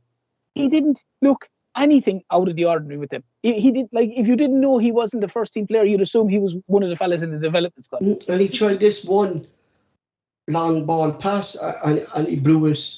He blew it like if he did that in the first team, Terence, Ange, you'd hear Ange screaming from the dugouts at him like, we don't play like that. Do you get me?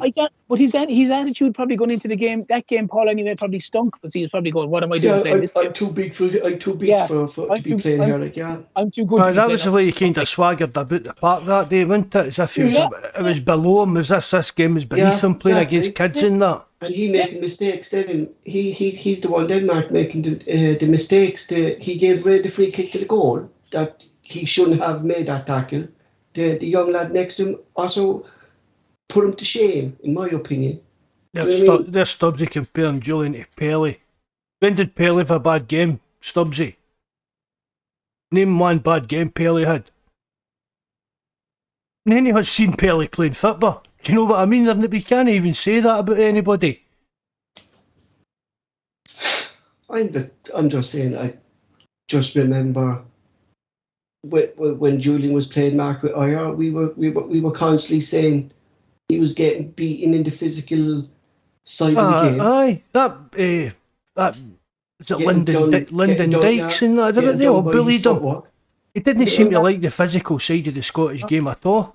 And it makes no sense coming here to do that, Mark. And even the Kilmarnock game a few weeks after the Livingston game, I don't know the name of the lad, the Kilmarnock lad up front, but he battered him because I remember Iyer was dropped after it because he basically bullied the two boys.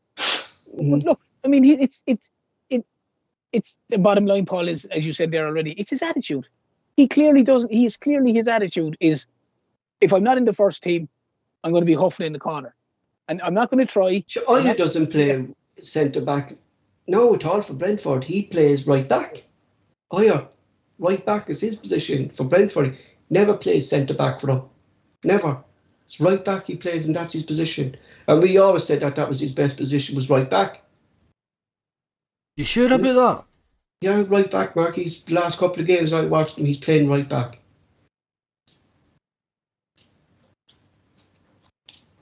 Sometimes they play... I'm not saying anything about it.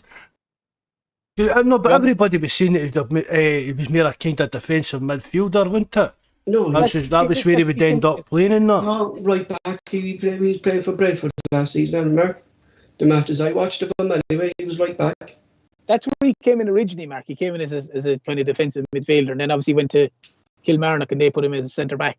And then he came back as a centre back. But look, to be honest, the Julian one, if they could get rid of him, they'd be better off getting rid of him, because I know they were been even linked with that Man City lad.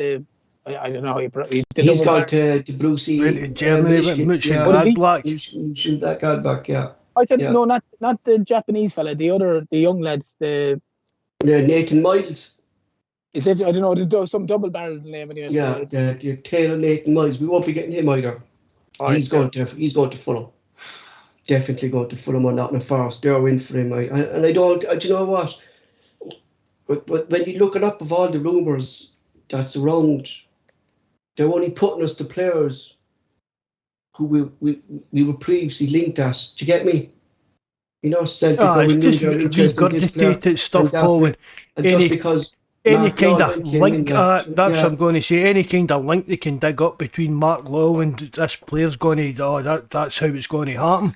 I take back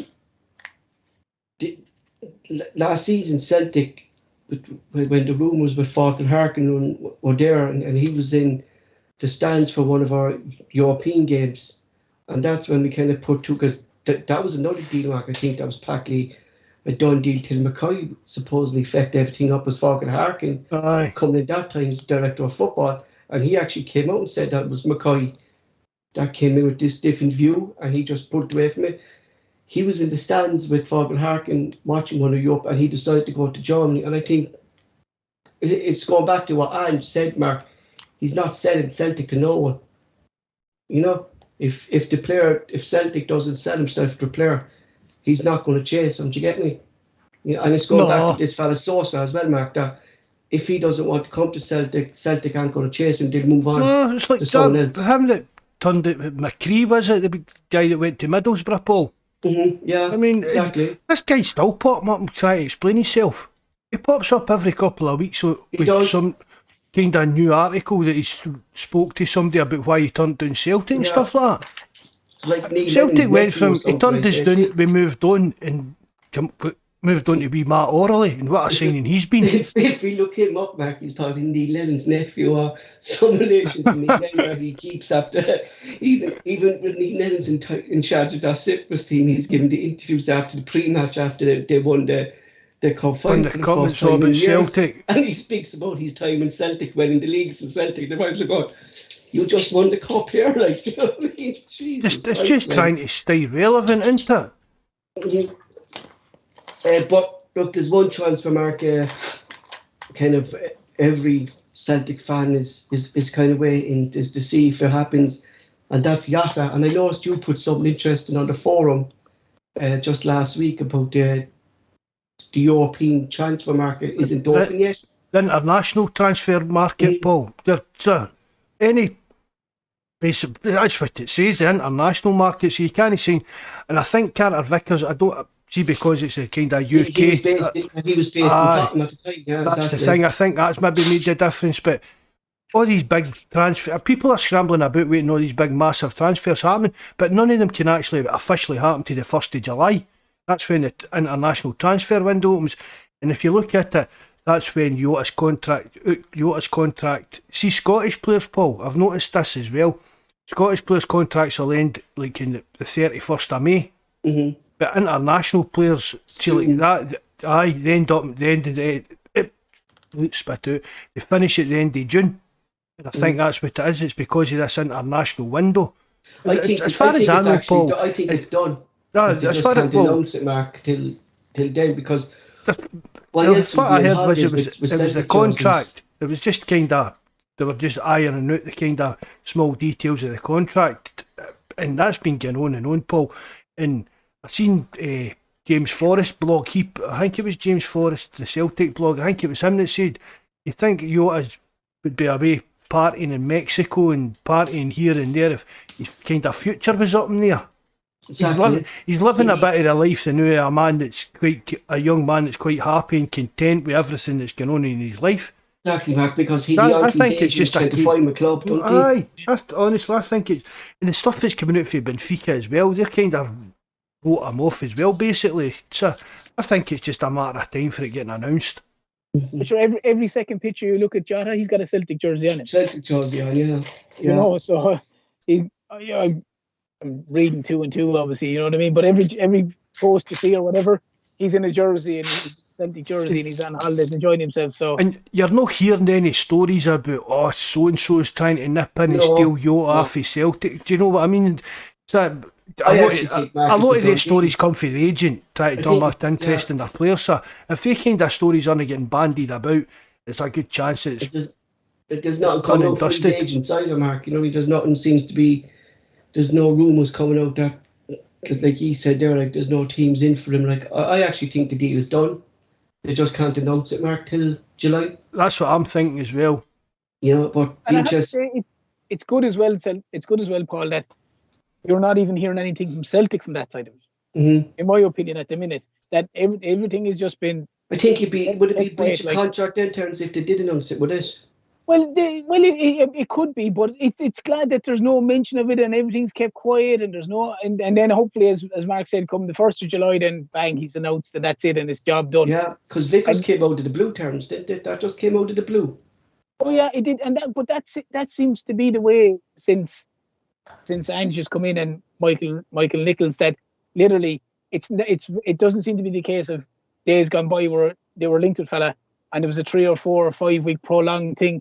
And then all of a sudden they'd lose it to some crowd who comes in out of nowhere looking for it. Like the three Japanese boys, obviously 1st of January, bang, they were in. And you know, I mean, man, Matt O'Reilly, as soon as you heard they were linked, he was signed the next day. All that kind of stuff. So yeah, see this summer when the window's drawn to a closing, that I don't expect Celtic to be making any late signings this summer. I think all our signings will be in this international window I'm talking about. If that should be the middle of July, I think that'll be us done. Really, I really Mark, do. Yeah, I think Andrew's that type of manager, Mark, that he wants the team in and settled before the first match. You know, and we just say if something did come up, Mark, that did interest and they would sign, but I don't think Celtic would be looking. To get me, you know. I think we'd be late getting players out rather than getting players in, the likes of Ball and Goalie, Ayeti, and stuff like that. I think they could go down to the wire, players like that. I think you might be right with that, but I think your incoming business, I think that will be all sorted. It'll be probably the middle of July. That's my main concern. I think they will be interested in Ball and Goalie, but I think Paul, there's always interesting players. I think Mark, we could find it hard to get rid of Ayeti. Nah. Well, again, it'll come down to money, but transfer, kind of, if Celtic are wanting a transfer fee, how much they're wanting and stuff like that. But agents can always drum up a move. Look at what the hands done with us over the years for your Kazim Richardses and guys like that. Mm-hmm. They'll always find a move somewhere. He'll wind up back at Basel, Paul. I guarantee you that. Yet he'll wind up back in Basel, whether it's on loan with a view. They did want to take him on loan in January till he picked up that injury. Yeah, but I wouldn't be surprised to see him go back there, even if it's a 12-month loan with the option to buy at the end of it. And if he's got not only a year left in his contract, it might be a case of it's a 2 million to buy him or something like that. Whatever it pay off for his a kind of mutual agreement kind of thing. Exactly. Here's, like, I know we spoke about loads of times on the podcast, but like, where is Mickey Johnston's future at Celtic next season, Mark? Because I can't see him being involved next season if we have Maeda and Yota there. I don't know, a young lad, Paul. But then, Mark, like, he's that. You're going about pathways. You go. You know what I mean? We're going about pathways. He's not going to get that involvement. I think he has to go out and loan. Definitely.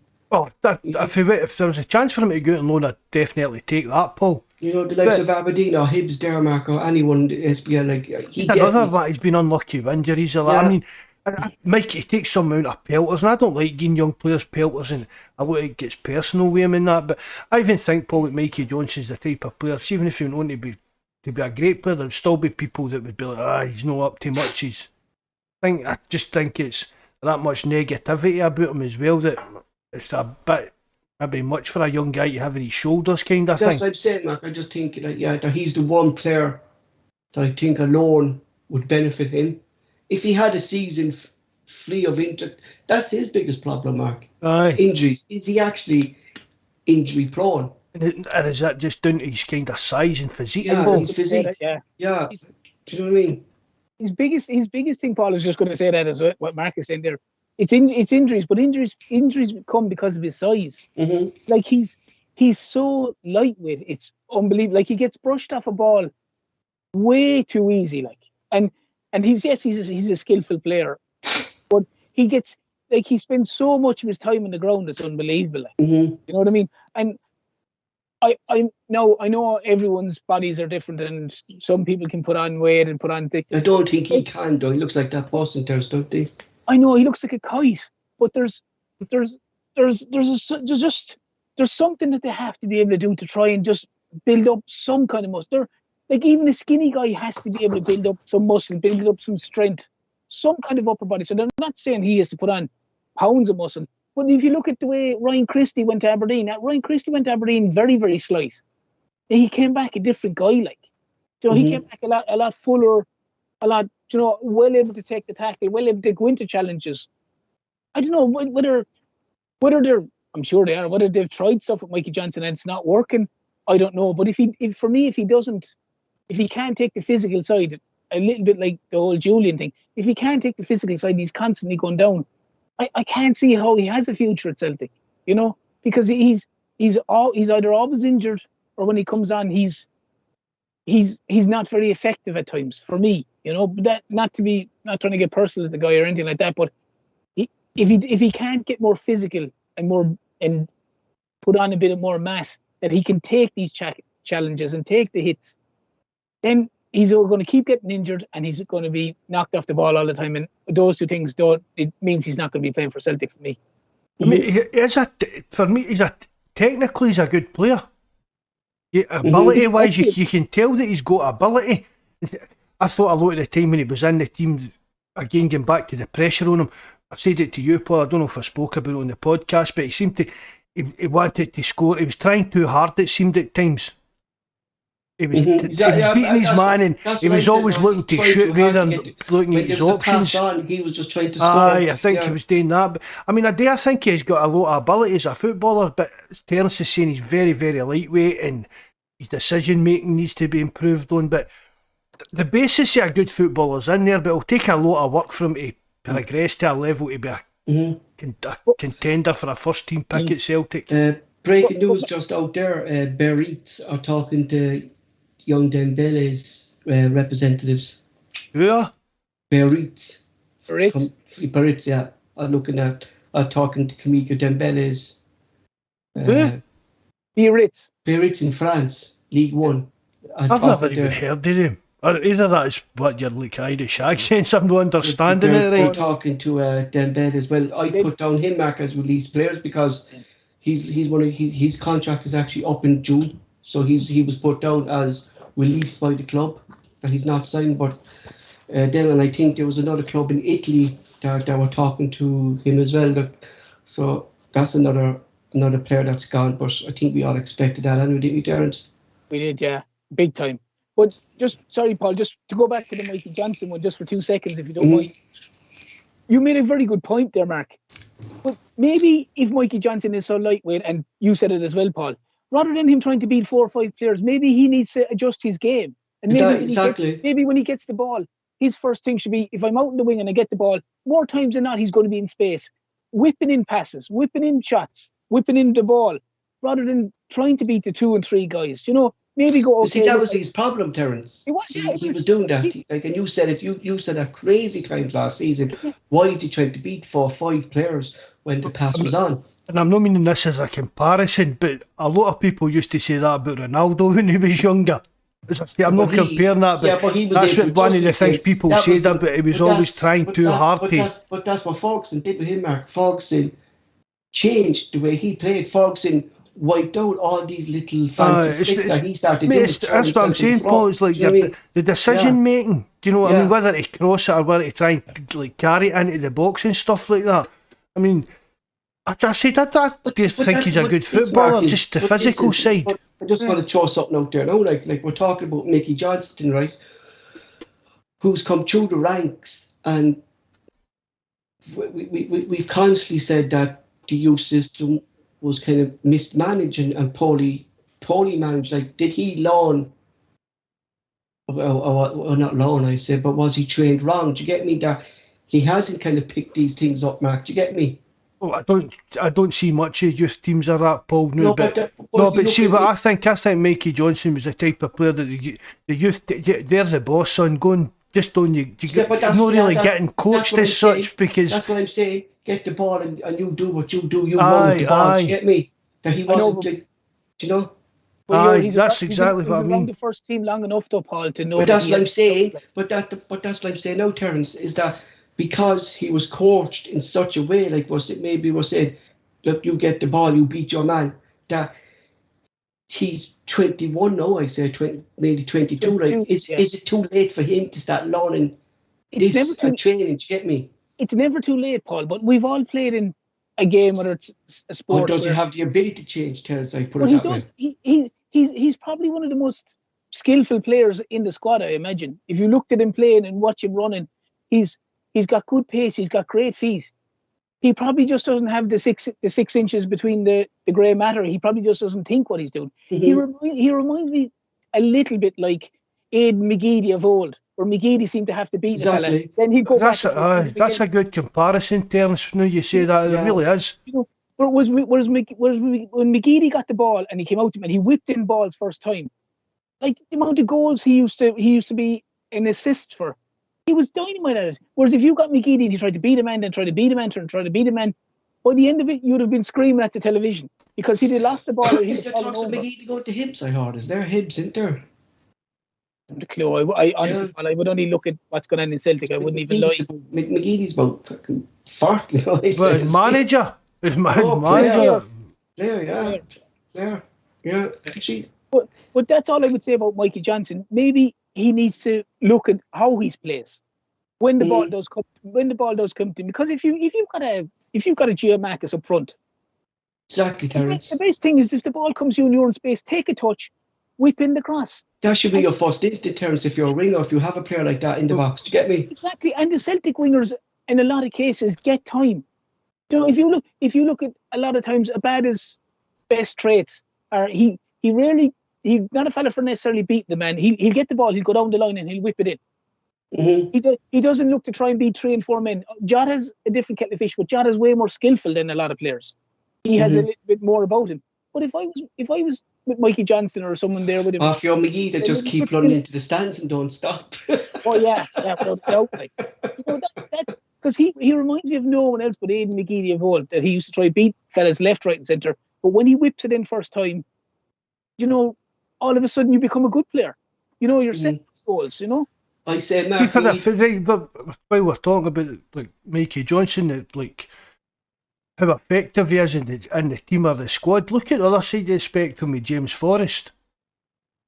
Mikey Johnson get more to offer Celtic going forward than James Forrest. No, you probably would have more of a chance, Mark, to change the way Mikey Johnson plays than you would change James Forrest. That's what I'm saying. Who would you say who would you rather see Celtic kind of trying to progress and move on with, Mikey Johnson or Forrest? Mark, I said to Mark, the only reason I think we kept James Forrest is because Tom Roderick and Beaton left, and there were 2 big names in the dressing room. I think that's the only reason we kept Forrest, because he's with Celtic so long. He knows the history of Celtic, and he's there just to be around the dressing room, Mark, to show these new players and young players coming in what Celtic means. I think that's the only reason Forrest is there. I don't see Forrest playing. Did we not get Hoopy the Huddle him to do that? I know, but at the same time, how many goals did Mikey Johnson score last season? How many goals did James Forrest score? None of them really played many games, that really did they? They didn't, but James Forrest scored a few goals. He scored a semi-final against St. Johnstone when he came on.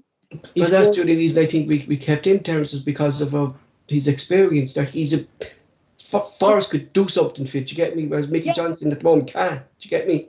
And that's there's Stubbsy saying it as well. It keeps the Scottish contingent up for the Champions League, because we need to keep an eye on that homegrown rule stuff in that, which again Lewis Ferguson would tick the box with, wouldn't he, Terence? Oh, stuff. I'd love to see him there. He'd bury someone in the first goal for him. He'd absolutely bury them. I'd love to see him there. You're just trying to rise me now, to be fair. I know you are. Moving on. Yeah. So after 20 years of being a referee in Scotland, Bobby Madden has decided that he's leaving the SPL and moving down south to referee in the League 1 and League 2 divisions. A transfer of a penalty and 20 points to Rangers has been agreed. A referee who was consistent, in my opinion, of letting Celtic players being kicked around the pitch. I think I read something, Mark, by other referees that he got actually most decisions wrong last season for referee than any referee in the UK and Scotland. And I hope he be found out down there that he's a poor referee. You know, it's only the lower leagues and everything. It's only, I think, he's not even allowed to referee in the Championship down there. No. So I don't really, let's be honest, we don't know what the refereeing standards are down in League 1, but if they're bringing Bobby Madden in, he can't be up too much. And one good thing is, well, maybe some of the other refs will maybe follow him down there. Yeah. I'm saying money again. Assuming it's money. No, definitely. Really, he can't move up any level. I mean, he's pushing the retirement age for referees, isn't he? And this move down there, he can't move up the level. If he was moving down there, and I think that's one of the reasons he stepped down from the UEFA rankings, because if he moved out of the top 2 divisions, he's not classified then. He's not in, what would you say, in the ranks, Mark, to referee in UEFA rankings. Do you get me? No. So Terence says here, it must be for money that he's away down to do that. Maybe he just fancies a change of scenery to test himself down in England. But I mean, he's never going to get near the Premier League or that, sir. No, let's face it, Bobby Madden not being involved in Scottish football is going to be a good thing, aye. You know, like we saw during the last derby there, Terence, where we were kicked around about it. At the start of the season, we saw Naismith's tackle there and McGregor. Do you know what I mean? You know. Listen, Paul, to be honest, for me, there wouldn't be anything throwing an all experiment of sending them all down and bringing fellas from the Championship up to ref in Scotland. Fellas that have no connection to anyone, and vice versa. It wouldn't be a bad experiment to try, because they can't. Most of them can't be any worse than, like, you man, that Don Robertson fella. He's horrific. Like, he's just he's just a bad referee in general. Not a bad referee on Celtic. He's just a bad referee. So some of the challenges and some of the stuff that some of the referees have led away with, in not necessarily Celtic games, but in games in general that you might have seen, like the lads Jonas and Mikey, especially Jonas, would have seen a lot of it with Dundee. Yeah, you know, some of them you're just looking, going, if that's in your local soccer, he's getting a red card.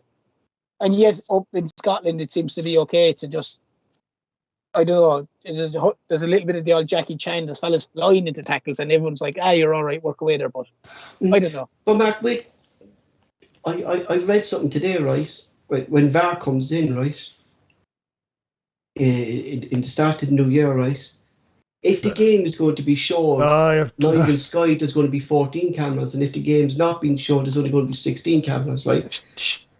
That's Scottish football, Paul. Yeah, and that's just another example of the incompetence that runs through Scottish football. You know, like, it's either one or the other. Implement the whole thing properly, or don't do it. You get me?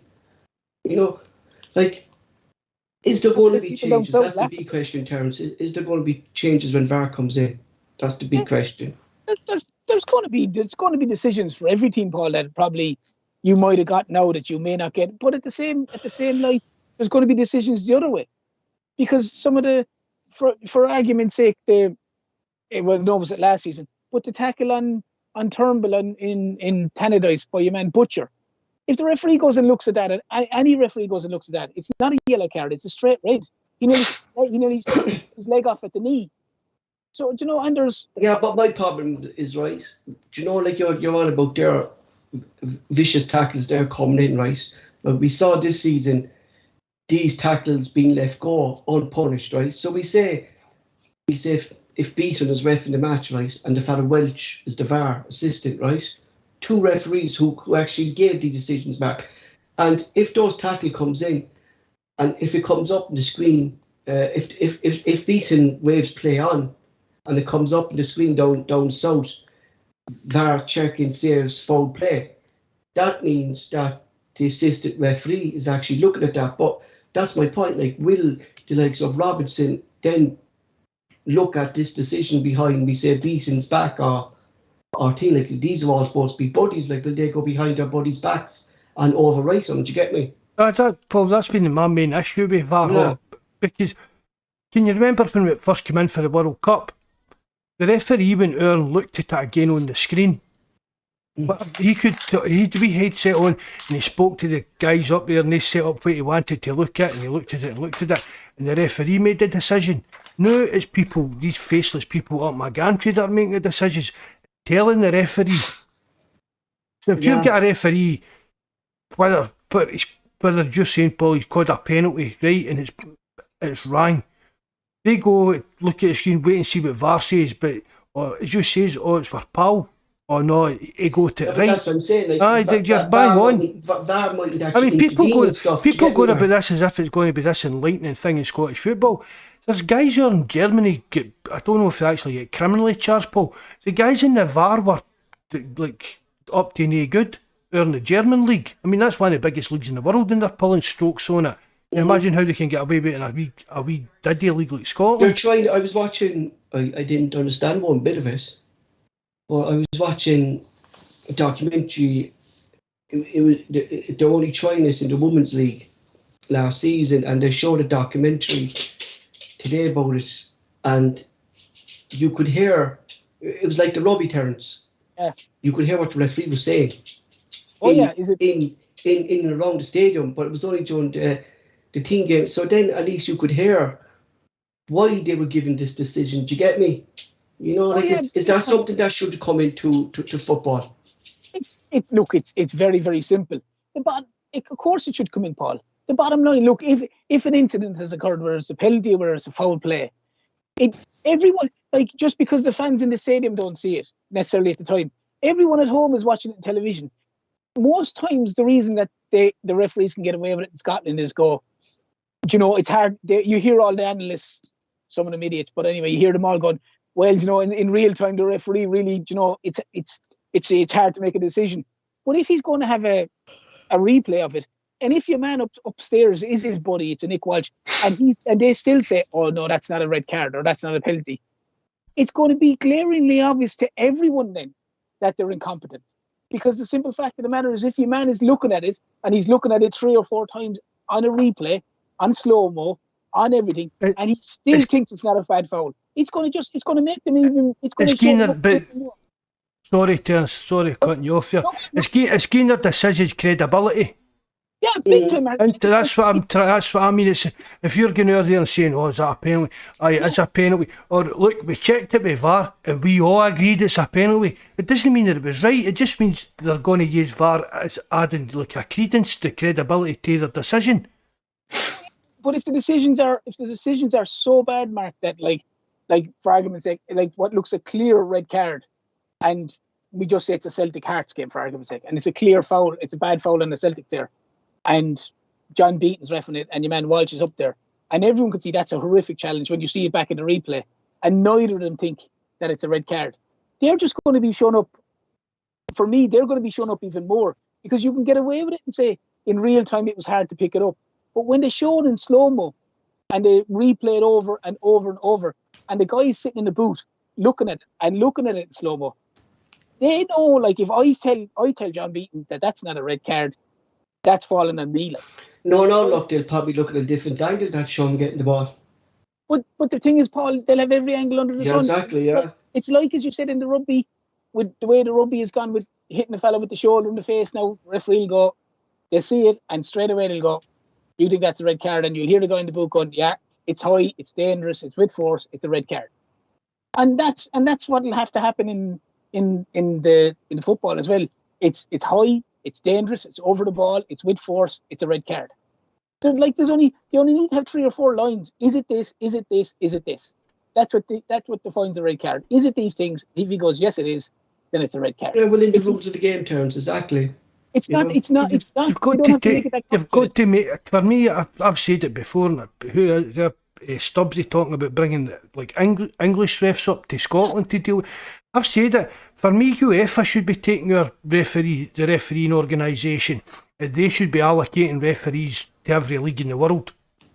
Mm-hmm. And that takes away all this. I said I probably looked at that why they won't do something like that, Mark, would be the cost of it, the expenses of it to the referees, but in the travelling, I think that's the only reason they never looked at something like that. Paul, they've just no long signed a deal for £5 billion for the Champions League.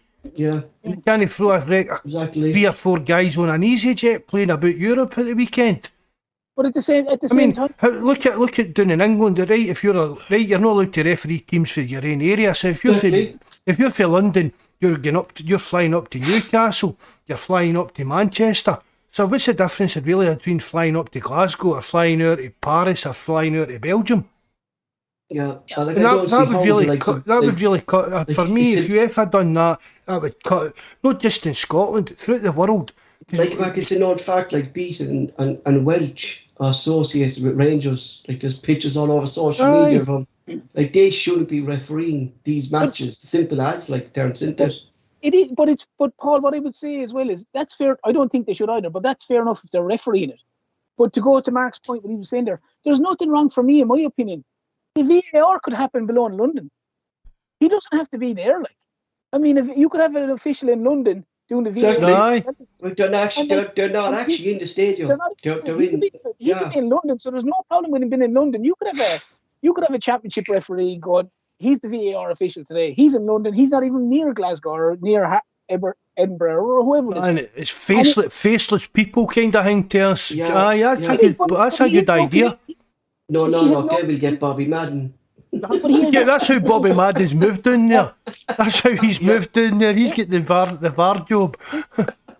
But he'd have no connection to any side. And like if it's a steering foul play and it goes to VAR, which it has to, and he goes to the referee, all those things I said, it's dangerous, it's high, It's it's over the top. Exactly. That's actually very good. That's actually a very good point there. Terms like that. The VAR officials, Mark, don't have to be from the actually on site of that. Aye. Yeah. Like he could do the VAR guy could be doing. He could have do a Celtic match at 12 o'clock. He could do the Tottenham game at 4 o'clock. For argument's sake. Do you know what I mean? He's just sitting there watching the TV. Like it's the same as the rugby. And we know somebody could get streams for them. Yeah. Exactly. A wee fire stick. A wee guy sitting in his room with a dodgy fire stick plugged into his telly. Yeah, wait there, lads. I just can't. Wait there. I just catch up with that. I just can't. Jesus Christ. 4 minutes behind everybody on his goals. But it's very easy solvable. It's just like they can make it easy for themselves if they want, or they can make it complicated and it's up to themselves. That's the big issue with it. Like, sorry. If they have Scottish guys who have previous involved in the VAR and guys on the pitch and they're obviously of a certain affiliation, it's only going to make the Scottish game look even more foolish than people think it will, Terence. That's my point. Like that's what I was thinking. Like that. The fact is now that we can see on telly what the referees are looking at. And it's going to bring more unwanted attention to the referees if they're giving away these back. Because, like, you're going to see goals disallowed, Paul, for a guy having half a toe offside and things like that. You see the fella on BT, a goal goes in at Celtic Park. You're playing Rangers, 89th minute, nothing each. Somebody pops up and scores a goal, and you're sitting there waiting and VAR deciding whether it's a goal or not before you can celebrate it. It's going to take I don't like, Mark. That's really going to take a. I don't like the way that it's kind of take. I can't watch any of the public games because of the way everything's relying on VAR. Every single decision's analysed to death, man. That they don't take into account the runs man position. Like he's a tiny bit of his back studs could be offside. Aye, and they're run. Do you know what I mean? Like it should be like his hand is offside. Feel like an offside decision, Paul. For me, it should be like a human eye. Right, you can see that, right? If you've got a line there and you've slowed it down to the nth degree, and you can see a wee bit of the guy's boot over the line where the offside would be, that to me that should just be allowed to roll. Because like this fella, do you get what I mean? Unless it's obvious to the naked eye, it's going to end up wasting it. The game's going to end up taking more time. Who's the fella, Mark, that's always on the buzz about the stats? Load drop fella on the Rangers banter page. Well, I don't know. I don't go in there. I think I'm blocked. If you're him doing the line, I remember he put it up when there was an offside against Celtic. He was saying it was offside, and you could see the line that he made was all bent. It was bent. I've seen the pictures. But see, even if if the referee goes out and looks at VAR, right, and maybe slows it down a wee bit, but it should also be. I mean, let's face it, Paul. It's one of the oldest games in the world, and the rules are pretty basic. Kick the ball about and put it in the net, right? So the referee should look at that and say, "Oh, he was a tiny bit offside," but in the run of play with the naked eye, you're not going to see that. He's only a half a. No, as you said, 2 studs offside. There's no way in the world any referee would wave up offside for that. You wouldn't see that with your human eye. Yeah, it's not like somebody jumping up and a wee snidey trying to handball it without getting caught. Do you get what I mean? So you've got for me put a bit of common sense into it and look at it and say, right, you wouldn't catch that without VAR, without getting into it over and over and over and over again for different hundreds of angles to say that he's offside.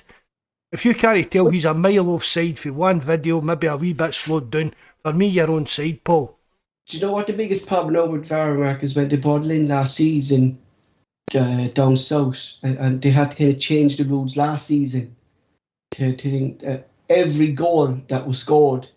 VAR checked it. That's what I mean, Paul. You're sitting there in the stand waiting to celebrate a goal, and then to one of the derby games, you'd be, oh, there I go, wait, now we need to look up at the screen to see if it stands. Exactly. But they need to bring in a rule though that for the offside, whatever about the other one. But they are doing that, aren't they? They're thinking of bringing in something now that can detect if a player's offside. I think they're going to try it. Well, it wouldn't even. It's not so much the detect ball. It's they need to give the benefit of the doubt to the striker that used to have been there years ago. Yeah, but that's what I'm saying. Turn side. If you can't spot that he's offside, what did you say there? The benefit of the doubt. It's got to go to the attacking side. But what they're going to do, Mark, is they're going to take the offsides out of VAR. And it's going to be, I think it's going to be detected by a lens. If the player's offside, it'll be automatic. It's going to come in automatically that the player was offside. And it'll have nothing to do with VAR. That this technology, like goal line technology, like that kind of idea. It'll detect if the player's offside. I don't know, will the players have some kind of like, you know, the way these things in their back now, Mark, they have all the data and stuff like that, that there'll be some kind of chip there, and they'll detect then that the player was offside. We'll need to get that hacked, Paul. Somebody will get that hacked. But they're spoiling the game, though, aren't they? This is the whole point of football, was the joy of it. Like, you know what I mean? Like, these are the rules. Like, I think even VAR spoil. Like you said, if you get a rocket of a goal and the fans are cheering and then it's ruled out, it's just taking the buzz out of the second celebration. Do you get me, Terence? Do you know? It does, but you see, there's a certain, not to keep going back to the rugby side of it, but there's a certain element that, like, if a goal is scored, teams are celebrating. There's nothing to stop the guy in the box in the VAR just looking at the goal. They don't have to stop it to say, is it offside, is it onside? He can have a look at it, and if he feels that it's offside, he can then maybe contact the referee. But for me, even then, Paul, they need to bring in a rule that this offside rule, that there has to be a clear offside. Like, you know, this notion of a fella, like, because if you're marking me and the ball's played through and you're quicker than me off the mark, does that mean you're offside? It doesn't. You know, it shouldn't be. But it needs to be a case where there's a guy's clearly 2 feet offside or something like that, whatever it is. Even if it's like when they put these lines up, see if it's like half your shin down to your foot that's offside. Fair dues kind of thing, but as I said, Terence, we like half a boot, a couple of studs, but you wouldn't see that without having to slow it down to the nth degree and zoom in and do all this kind of thing. And it's just, it's got to, the benefit of doubt should be with the attacker. 100%. And my point is exactly yours, Mark. If it's that fine a margin, it's a goal. I agree. I totally agree. But we saw last season, though, with all players. Blatantly obvious. Unless it's blatantly obvious that a fella is, when they see it back, and he's basically he's way, like, even the notion that I think is wrong is, if you watch a guy and his feet could be level with you, man, but he could be leaning forward in a forward position as in to run, and he's technically offside. That's what I'm saying, Terence. That's what they were doing down the Premier League the first season they brought in, but they kind of tweaked it this season. They weren't taking into account the player's run position. Do you know what I mean? If you're running, you're going to put a hand out, or you know what I mean? And then they were ruling that player offside because his hand was offside, but now they changed it. But that's my only fear that's going to happen in the SPL, is that they will be, like we saw last season there, Mark Meada, outrunning players from the halfway line. And just because he was faster than him, he was ruled offside. Do you know what I mean? That's what Terence is saying, but just these kind of players that, see, like players that play off the last shoulder of the defender. I mean, that's really good. That's going to affect their game. Definitely. Because it's, what is it? The majority of times, you're going to be offside. Yeah. And that's their game. They beat men with pace, catching their counter attack and stuff like that. I still think, it's pretty bizarre bringing it in halfway through a season. It is, Mark, isn't it? That's a bit strange. Why? I don't know. To be honest, I've not got a clue. They're waiting for clubs to get gate receipts, Mark, till the end of the season, and I don't think clubs are going to be paying for this up front. Do you get me? But what they're paying for, Paul? Because see what we've read earlier on about this with the Sky cameras. The Sky cameras that they're going to be using. The cameras are going to be there anyway. That's why the game's live in the telly, there'll be more cameras for VAR because Sky cameras are going to be using. Maybe they have to wait. They have to wait for Bobby Madden to get his apartment set up. Get the password, Daffy. We Gordon Stratton, we Gavin Stratton. Do you know, it has to be. I mean, like if you're going to be implementing VAR, Mark, sure you're going to do it at the start of the season, not halfway through it. Do you know what I mean? It's strange because you know what's going to happen. Whoever wins the league next season, the other side, they're going to get back about stuff that happened. Oh, see if VAR had been in September, we'd have got that penalty and get 3 points there. And you know what it's going to be like. Exactly. But it's really, really strange that they're being allowed to do it, Paul, halfway through a season. Because surely the rules of your league are set out in stone before the start of your season. I think you have to submit the relegations, Mark, don't you? To UEFA. I mean, you're changing the rules of your full entire game mid-season. Never could have thought of it that way, actually. Yeah, you know, it is. To be honest, they should have up there for thinking, down there for dancing. That's it. That's all it should be for me. They should have They should have VAR for serious foul play and penalties. Leave the offside up to the officials, or else take the officials away. Mm-hmm. What's the point in having an official there? You know That's a good point as well, Terence. It really is. You might as well just have somebody standing at the byline, just shouting out what VAR's telling them. This is this, this is that. You know, but if that's the case, sides like in soccer, like when you're younger, or one fella does the touchline on one side and one fella does the touchline on the other side. That's all you may as well have. If the linesmen aren't doing offsides, you may as well have a Celtic fella doing touch judge on one side and the Hearts fella doing touch judge on the other side. And when the ball's out, put up the flag.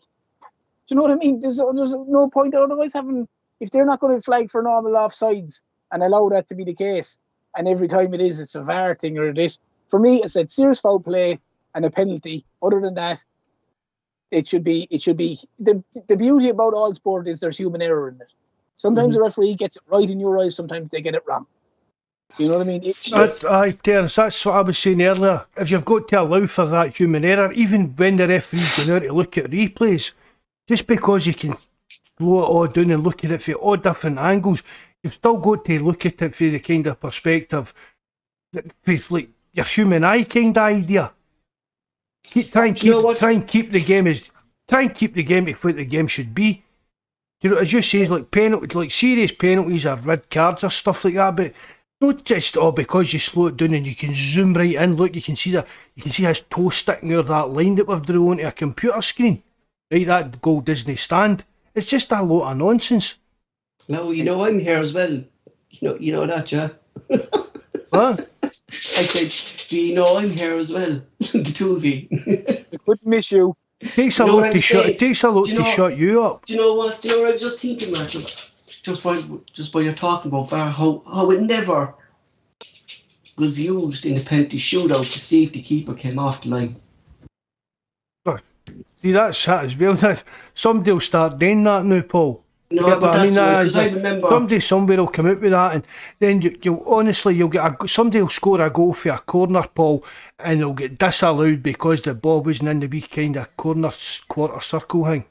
You get what I mean? Stuff like that. That's the kind of road that you're going to end up getting down. I don't know, Terence, do you remember? This is actually the first time I actually ever saw something like this. I think it was an under 18s game. I think it was an Northern game, and the former Cork City player, the goalkeeper got sent off, Mark, in the middle of a penalty shootout because he came off his line. The referee gave him his second booking and sent him off in the middle of a penalty shootout. And he left. It was the qualifiers for the champion. It was the playoff qualifier. Yeah. And the referee then made him substitute a player to take off a player and bring on the substitute keeper. And calling up line after the match, the Ireland manager was like, when did this rule come into effect here? Do you know what I mean? That you got a booking for coming off your line. I think the referee got suspended for the next game, the European Championships of it and everything. I never saw something like that in football because it was the first time I actually ever saw a player getting booked in the penalty shootout and being sent off, for coming off his line. The referee booked him. Or your young lad was in bits. He was only about 60. He was. He was in bits, in fairness to him. Yeah, they were going mad in the studio watching as well. It was like it was. But it wasn't a rule, Terence. It wasn't a rule to book the goalkeeper for coming off his line, and they were looking and going, like the commentary mark were just there. We're just looking at it going. Did you know what was going on? Actually happening. Patrick McLaughlin on the chat saying FIFA want to make it American friendly, and that seems to be the kind of I even seen. I don't know if it was true, Paul, but it just popped up on Twitter the other day. They were talking about instead of throw-ins, we'll bring in kick-ins.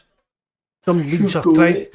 Some leagues are trying to try that out or something like that. And you know how I feel about the war in Ukraine, because it's close to Veronica's family. But when I was watching them play the European Championships, and I was watching them play the playoffs against G, one was the comments made by Graham Souness that Ukraine shouldn't be playing this game. They should be going straight through to the World Cup anyway.